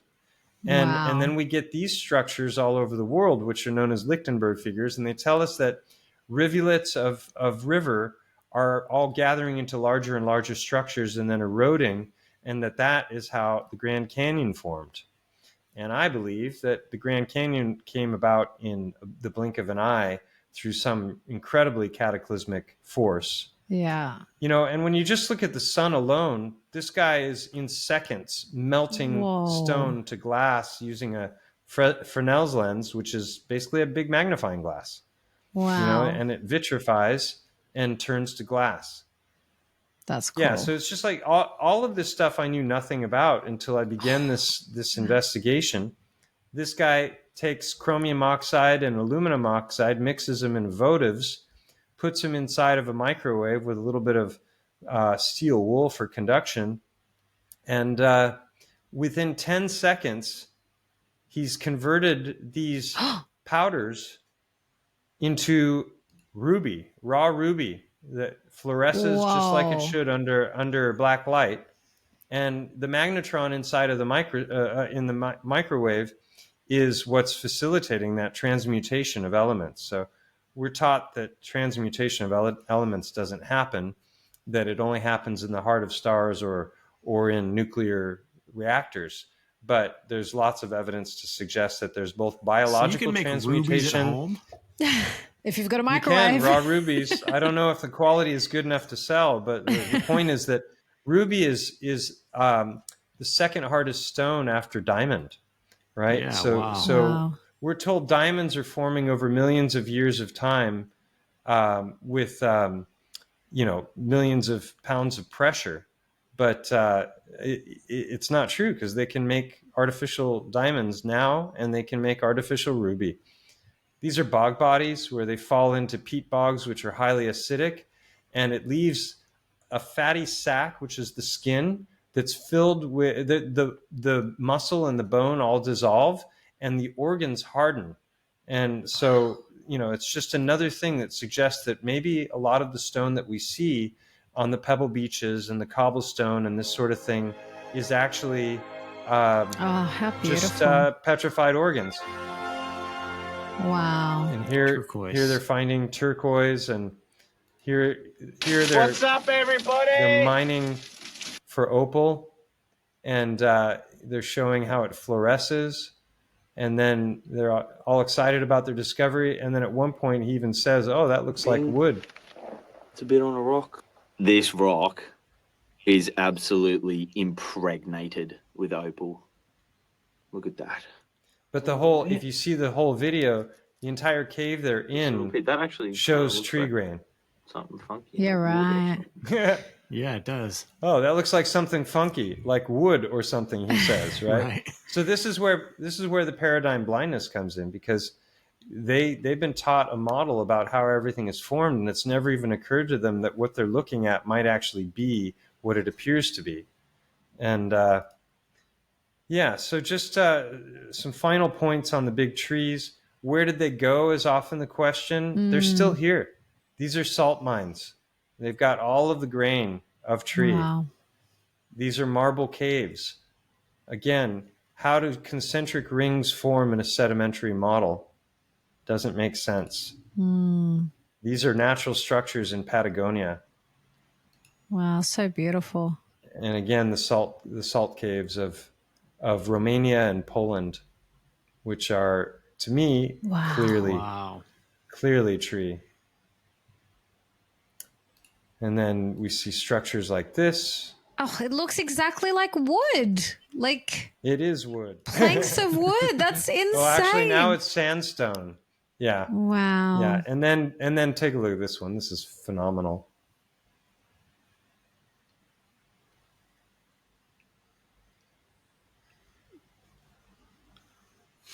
Wow. So I didn't know, any of this stuff existed when I first, began investigating this. And I've just been aggregating all the data.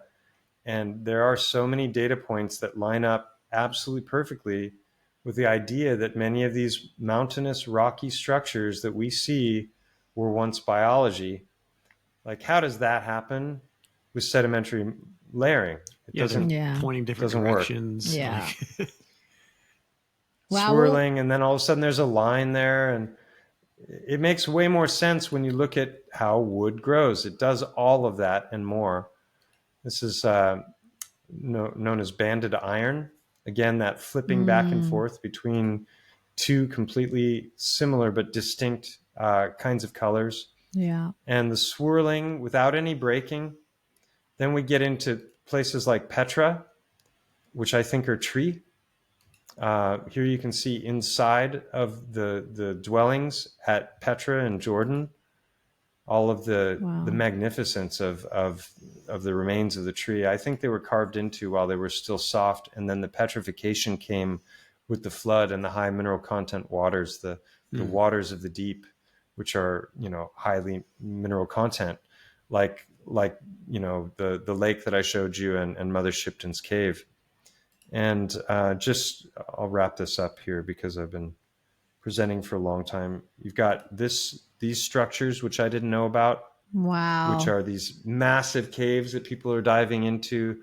The action adventure twins go into these structures that look just like root structures, where it goes down 500 feet and then it snakes off into another passage that goes down another 500 feet. And that's incredible. This is them descending into one of them. And these are lava tubes. So this is interesting. The lines are going this way, and now they're going the other way. Oh, wow. So that would make sense in biology, but not in something that, again, this way. Yeah. In something that is, being formed by lava flowing through a channel. And then we got the tepuis, which we talked about before. Yeah. Where's all that water coming from? A chunk of a big tree. Where's all that water coming from? Exactly. And the artesian wells. And then there's lots of examples that I have video footage of waters that are trees that are tapping into the water. And then water is coming out of knots or chunks that have been taken out of the tree. So it's coming up and out. And, maybe that's exactly what's happening here, but on a much larger scale. And then I was going to show one last little bit. Where is it? Isaac found a geode when we were where were we when we found that? Arizona. And now I'm just wondering what is that really? Because it was literally just looked like a rock, and Isaac just had the thought he was like, I'm going to crack this open. And he did, and it was all white quartz inside. Beautiful. Right. Yeah, there's before the Rockefellers took over publication, there are lots and lots of articles talking about petrification and all the weird petrified finds they found, and petrified hearts and petrified fruit. And, it was just spoken of matter-of-factly. This is the first heartstone that I found that I documented, and I went in with endoscopic cameras. You can see how specific the structures are. Yeah. This would be the aorta and the vena cava. This is the opening of the pulmonary arteries. This is your coronary artery, coronary sulcus, and the fat that's found just below that. Those are highly specific finds. Yeah. This is what it looks like in the flesh. You see it's the exact same stuff that's happening there. Hearts take on lots of different shapes and forms, but the overall anatomy is the same. And these are the different features that I've documented in a criteria list. Again, using the scientific method, I started to find them in droves, and it was this very reoccurring pattern. This is the biggest in my office. It's 1.5 feet in length. Wow. And it right behind it, where you would expect it to be, is the aorta. And also it has the sulcus line on the back of the big one. Hearts can have many different colors depending on the amount of blood that's in them. All the blood can be removed and they turn ghostly white. They're actually growing organs in laboratories now and then introducing the blood later. And when they take the clamps off of the blood vessels and introduce the blood, within 2 to 3 seconds, it goes to this color. So it's mostly a fascial matrix, and then it has blood in it. I had them broken open. Wow. I went and had them CAT scanned. I went in with endoscopic cameras to look, and this bumpiness doesn't make any sense in an erosion model, but it makes perfect sense if you know that that's exactly what the inside of the heart looks like. Wow. And then I sliced them open, and I polished them as well.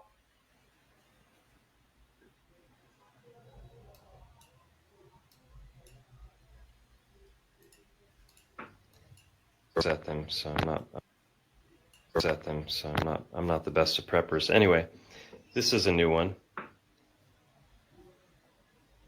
You know the routine, right? And you can see the lines there. But this is also a new one. Got this yesterday out at sunset for a little less than an hour. I got about 6 of them. But this one, look at this. These are twin flames here. This one is new. Sulcus line, indentation, tapered. Another sulcus line. Same exact rock. Even down to the sulcus lines. Wow. And then look at this little one I found too. It's a beauty. Indentation at the top for the blood vessels. They're never on the bottom, those indentations. Yeah. Never. A big one when it's wet. Oh, that's so cool. It's almost bloody. Same with this. Missing a chunk. And on the inside, darker red. So, yeah, every once in a while, I got to go out and... This one here I sliced, and this side I didn't polish. But that one actually shows a blood vessel going right through the center of where I did the slice. Get a little inspiration for repeatable, scalable, highly specific, and also predictable. And what I mean by that is that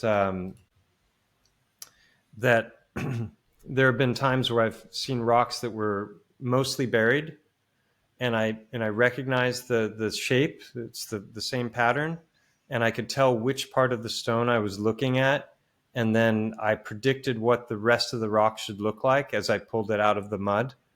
And I was right multiple times. And I've got a video, a little short clip of me just walking down a trail. And there's one that's like this big.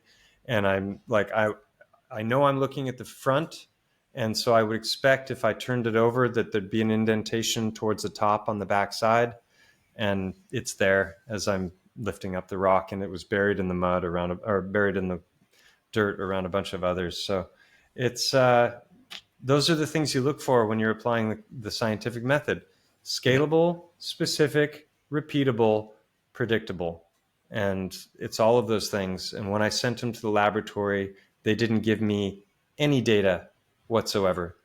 They gave me a 1-page PDF file that was a photograph of one of the rocks that I had given them, which they took, and they claimed to have asked 100 different people what they thought the rock looked like.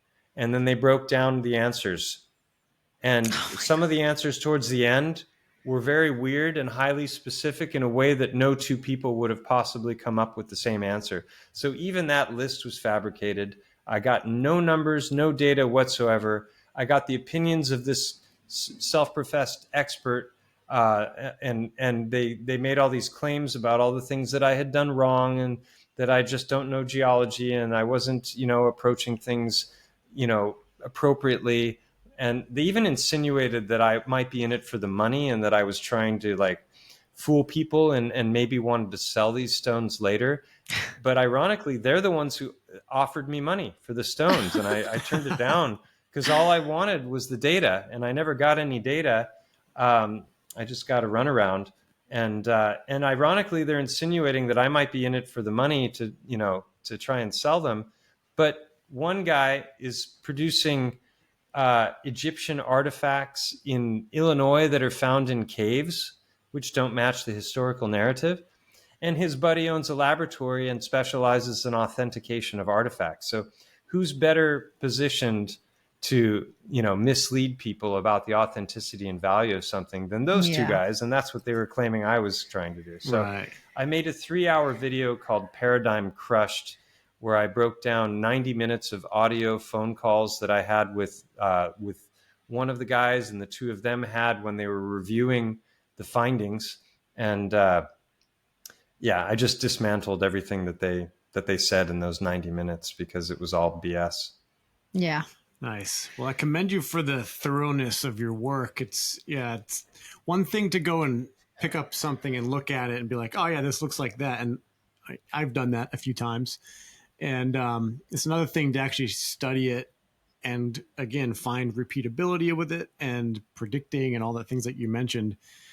And this is just scratching the surface of it, because the implications of all this is pretty astounding. And I can't wait to see, because this is the world, we're wanting to have kids, and this is a world where our kids are going to grow up in. And from here, who knows where they're going to go. But if they start with this as a plausible direction of inquiry and what it means, we're talking other land, different ways that things work, where to find different types of minerals and metals and different things. Yeah, it's a whole other world. I was always so enamored of the scientific method, and I thought, oh, that's, humanity's saving grace, right? We're going to save ourselves through the technology and all these things.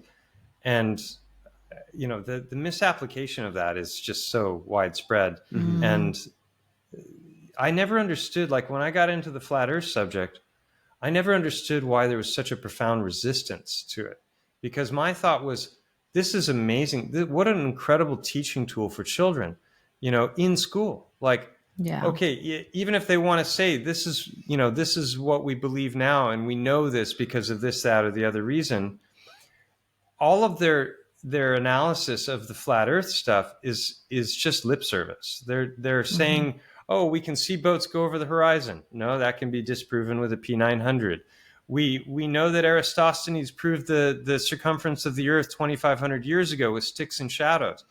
Oh, well, they don't ever go into the details of how that could have possibly been done, which is sketchy at best.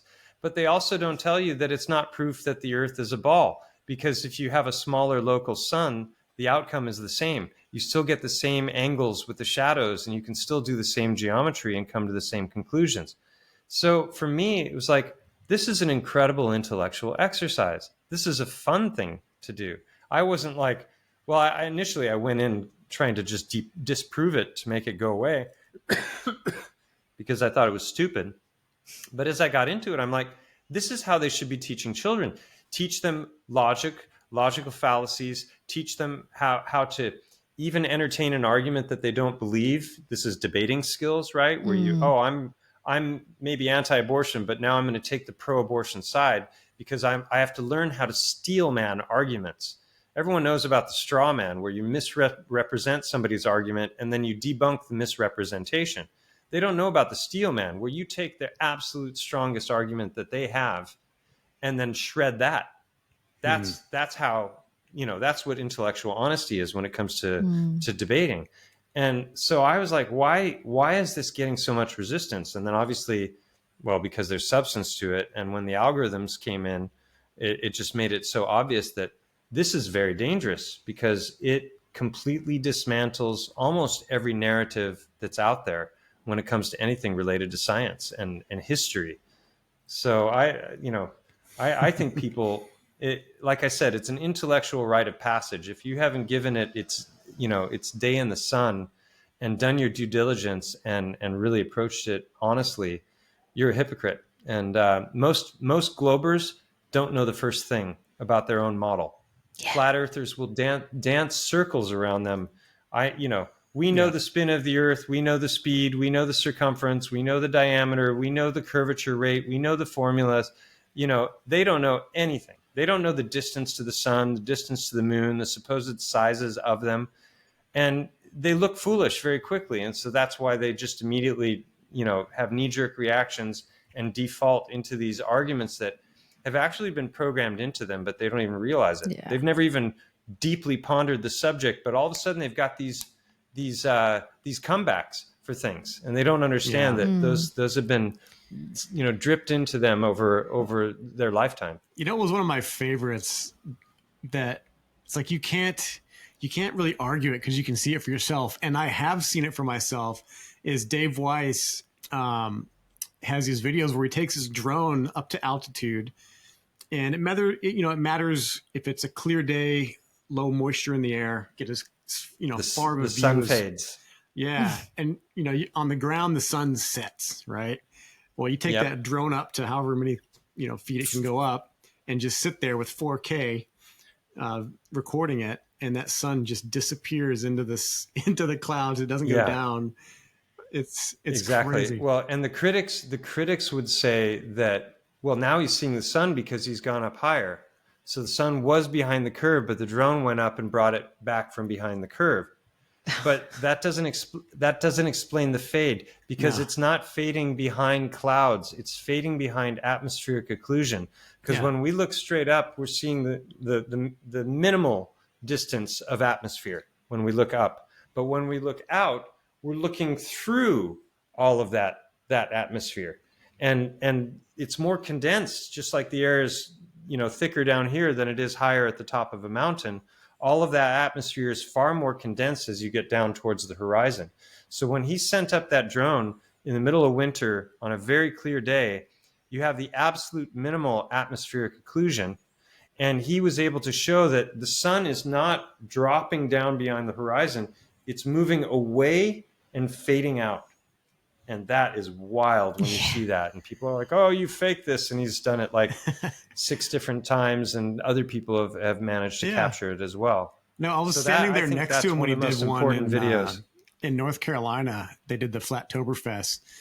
Karen B and everyone down there. And we flew down there. And it was cool. I met him. Who's a hypocrite, by the way. I'm just going to call her out since you mentioned her. She's a complete and utter hypocrite. Yeah. I haven't kept up. I don't know what happened. She's attacked all of the tree stuff, the Titan stuff, mud flood, Tartary, all of those things vehemently, with passion. There's no evidence for it. These ideas are retarded, and she's a retarded hypocrite. There, I said it. Well, and isn't it funny? These are also like the flat earthers that give like the whole flat earth side a bad name, because I know that that's a big argument, is that like the whole flat earth thing is a psyop, because unfortunately a lot of the people that are on that side of things are very dogmatic in their beliefs. And I mean, we see this all the time. We see this in the truther community all the time, where they go against the mainstream narrative, but then they become so dogmatic about the other side. And it's like they are not open to all the possibilities. And that's always the downfall, because it's like, like your method of doing things and the true scientific method is like, really, you're always questioning everything. Like, I think that's a really healthy way to like live life, is like question everything, have a healthy amount of skepticism, like maybe not to the point where you're like questioning reality and you're losing your mind a little bit, but like have a healthy amount of skepticism, question everything, and then actually do the research for yourself. Don't just rely on what you're told. 100%. Yeah. And it's ironic, because the greatest resistance that I've had since I've been, I started my channel, has been from within the flat earth community. And all the people who've criticized my work are the same people who are anti-mud flood, anti-Tartaria. They don't think star forts are that important. The whole World's Fairs thing is that all happened the way they said it happened. And so they're just like, I don't know, there's a cognitive dissonance there, where they they're perfectly willing to accept an idea that's the biggest lie that could possibly have been perpetuated. And they understand the inner workings of how such a thing could have been pulled off, the agencies involved, the secret societies, and all of that. But when it comes to these other subjects, it's hand-wave dismissals and claims that there's no evidence. But I and a lot of my friends have been looking into this stuff for now 7-8 years straight. And there is so much evidence for these things that counter the mainstream historical narratives that it's astonishing. And so I'm really skeptical of people like Karen B and the others that fit that category that I just spoke of. I think it's more than just cognitive dissonance. I think there's an intention to mislead. I don't trust her at all anymore. Well, I will say this: it was curious. So when we did the Flat Earth thing, the Flattoberfest in North Carolina. Is it North Carolina or South Carolina? I think we landed in North, drove to South. Either way, they held the convention thing in it's essentially a Freemasonic hall, but it was a what's it called? The Shriners. It was a Shriners place. All right. Yeah. Which I'm like, I went in there. I see the Freemason symbol Yellow on the flag. wall. No one there was I'm with you, Mike. overtly Freemasonic, but I was like, yeah, yellow flag at most. But no one. Yeah. I mean, I just thought it was cool that they're like, no pushback on wearing masks, no pushback on gatherings but that was the whole state. The whole state. Yeah, that aspect of it is cool. wonderful, and I think it's great that she put those together. It's her personality, attitude, and her approach to these topics that I'm finding fault with.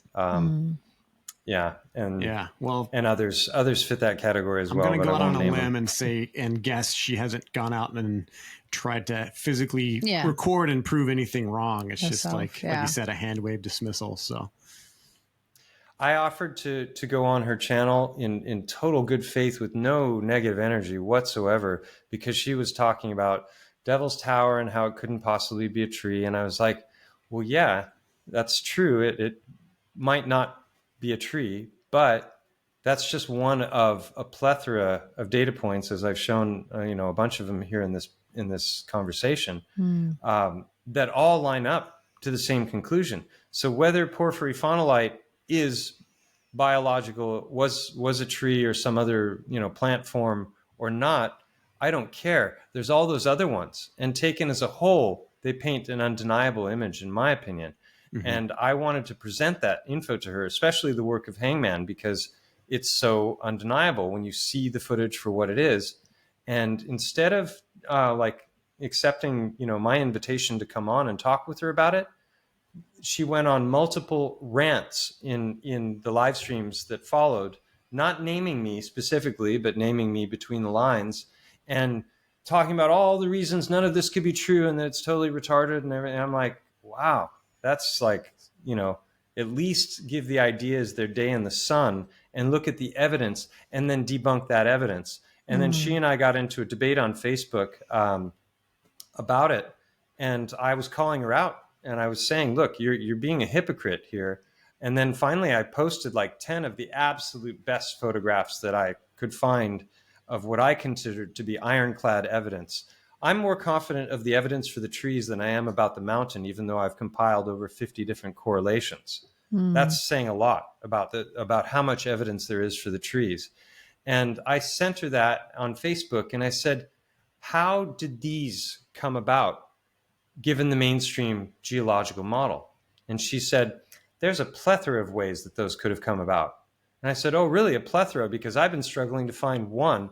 Maybe you could enlighten me and let me know one of the plethora. Crickets. Yeah. 2 days later, again, how about that plethora? Crickets. And then finally, I just called her out as the hypocrite she is. And, and eventually she blocked me on Facebook and made my life better because I no longer had to see her other posts. Right. Yeah, well, it's interesting because even when it comes down to these topics, I think it's so important to also do the inner work on ourselves, which we also talk about a lot on our show, because you can, when it comes to all the external information, you can have all the quote unquote truth, and you can have all the narratives and the alternate narratives and all of this. But these patterns of behavior, like in this woman that you're describing, is that comes down to something within her that, like, I mean, it could be a plethora, pardon the pun, but it could be a plethora of different things. But it's like being able to let go of control, being able to admit that you're wrong, being able to admit that you don't have all the answers. Like, those simple things are so hard for so many people to do. And when you can't let go of those fundamental things within yourself, it's going to be much harder to grasp those other things outside of us. There's so much power in those three simple words, I don't know. And, you know, throughout this whole thing, like when it comes to the Heartstones, I was finding them before I had a theory about them. And I'm like, I can't explain this. I don't know how it came about. Why am I finding them outside of the body? Didn't make any sense to me. Like, what's going on here? But I wasn't going to cast out the empirical finds because I couldn't explain them. That's not how you do it, you know? And eventually I had theories, I call it boiled egg theory, that the body is being destroyed as the organs are being hardened like eggs inside of the chest and abdominal cavities. And high heat could do that, powerful electrical current or plasma. You know, we saw the rubies made in seconds in a microwave. There's the petrified works of Girolamo Sagato. I didn't know, but I knew that this was a thing. And so I think, you know, it's fine not knowing. It's kind of fun. It means there's more to learn and to explore. And people do get wrapped up in their egos and I'm right about this and everything. And it might sound like I'm a bit like that, you know, because of these you know, darts I'm throwing right now in her direction. But it's really that I was trying to get her to honor the scientific method and to really examine the evidence. I had another run-in with a guy named Paul Cook, who's got a big channel as well, for the same exact reasons. This is a guy who was speaking about narratives that were directly related to the things that I was finding. And he was just coming up with these wild theories about how the things that he was seeing were formed. And we were friends up until that point, at least online, like sending messages back and forth to each other. And when I started to question his self-created narrative, he flipped out and you know, started saying things about me. And so I had to do a whole video just to defend myself because he was slandering me publicly. And he, at one point he accused me of being 77th Brigade, which is ridiculous because I'm American, that this is like the UK PSYOP division of MI5 or 6 or something. I don't know. I don't even know who they are, but it was just like, it just got absurd. And they recruited you for your hang gliding skills. So people get hung up on their own narratives. What's that? I missed it. They recruited you for your hang gliding skills. Exactly. Yeah, I can land in, where was that hang glider that landed? In Israel. I can fly in and dismantle their wall. You're giving away their secrets. Shit, that was me. It was just one man. I just gave it away. With an iron dome. Yeah. Well, I love these conversations, and I've got to say, Isaac's definitely opened up this world to me a lot more because, you know, it's so funny because I hated science at school. It was like my worst subject, as in, I don't think I did particularly badly in it. I just hated it. I hated doing experiments. I just like never wanted to be there.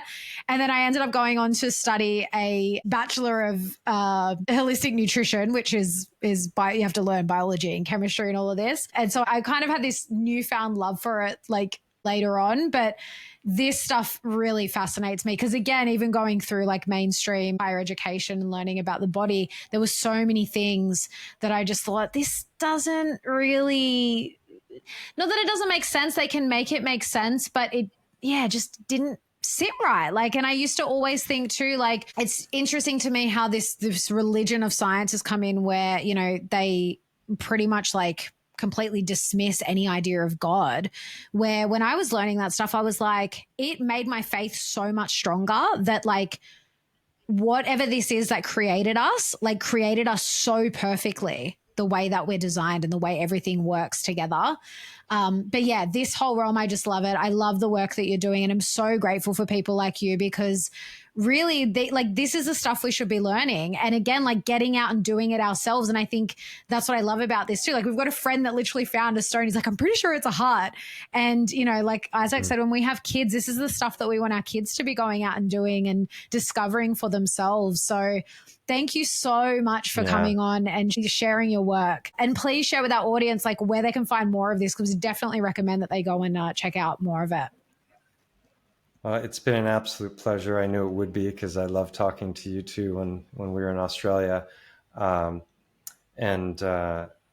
think, you know, there's people talk about homeschooling, but it's like, unschooling is a thing now, you know, where you've got to like, and I think it's important as people are growing up, you know, to say, look, most people believe this, but a lot of people believe this, and let's examine the evidence in favor of these different ideas and see which is best. That's how you teach critical thinking skills, instead of just rote memorization of like, you know, banging facts into them that are not even facts necessarily. My kids are grown, you know, 20, 22 almost, and 24. So I don't have to worry about, you know, dealing with the school system, but what a nightmare it's become. And with, you know, Common Core and all these ridiculous notions that they're pressing on these kids as if they're facts, and it's criminal. And so I think it's been fun to do this, and I guess I was the guy to do these things because of the background that I come from, and my willingness to not know and just go into things because I'm curious about them and see what happens. And it's been quite the adventure. So as far as finding me, my YouTube channel, Stellium7, I'm on BitChute and Rumble and X and Telegram and all kinds of others. I think I sent you all my socials. So I was going to say, you're everywhere. You sent me your links and you are everywhere. So I am, and I'm not like that.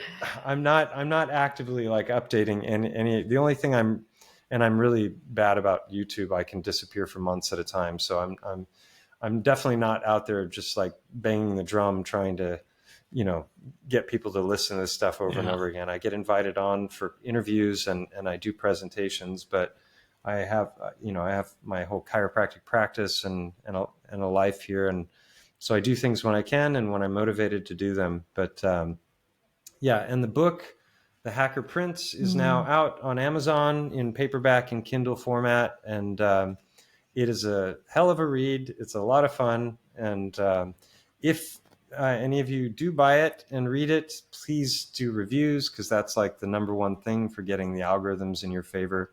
And I look forward to hopefully maybe coming back again next year to the festival and spending some more time with you guys and everybody else there. It was special experience. That would be epic. Awesome. Get my copy of the book signed, and we'll do one better for you, Mike. We'll do a book review on the podcast, and we'll clip it and we'll post it for you, because I awesome. can't wait to read it. And we'll review your Etsy shop where you're selling your heartstones for millions of dollars. How much for this one? that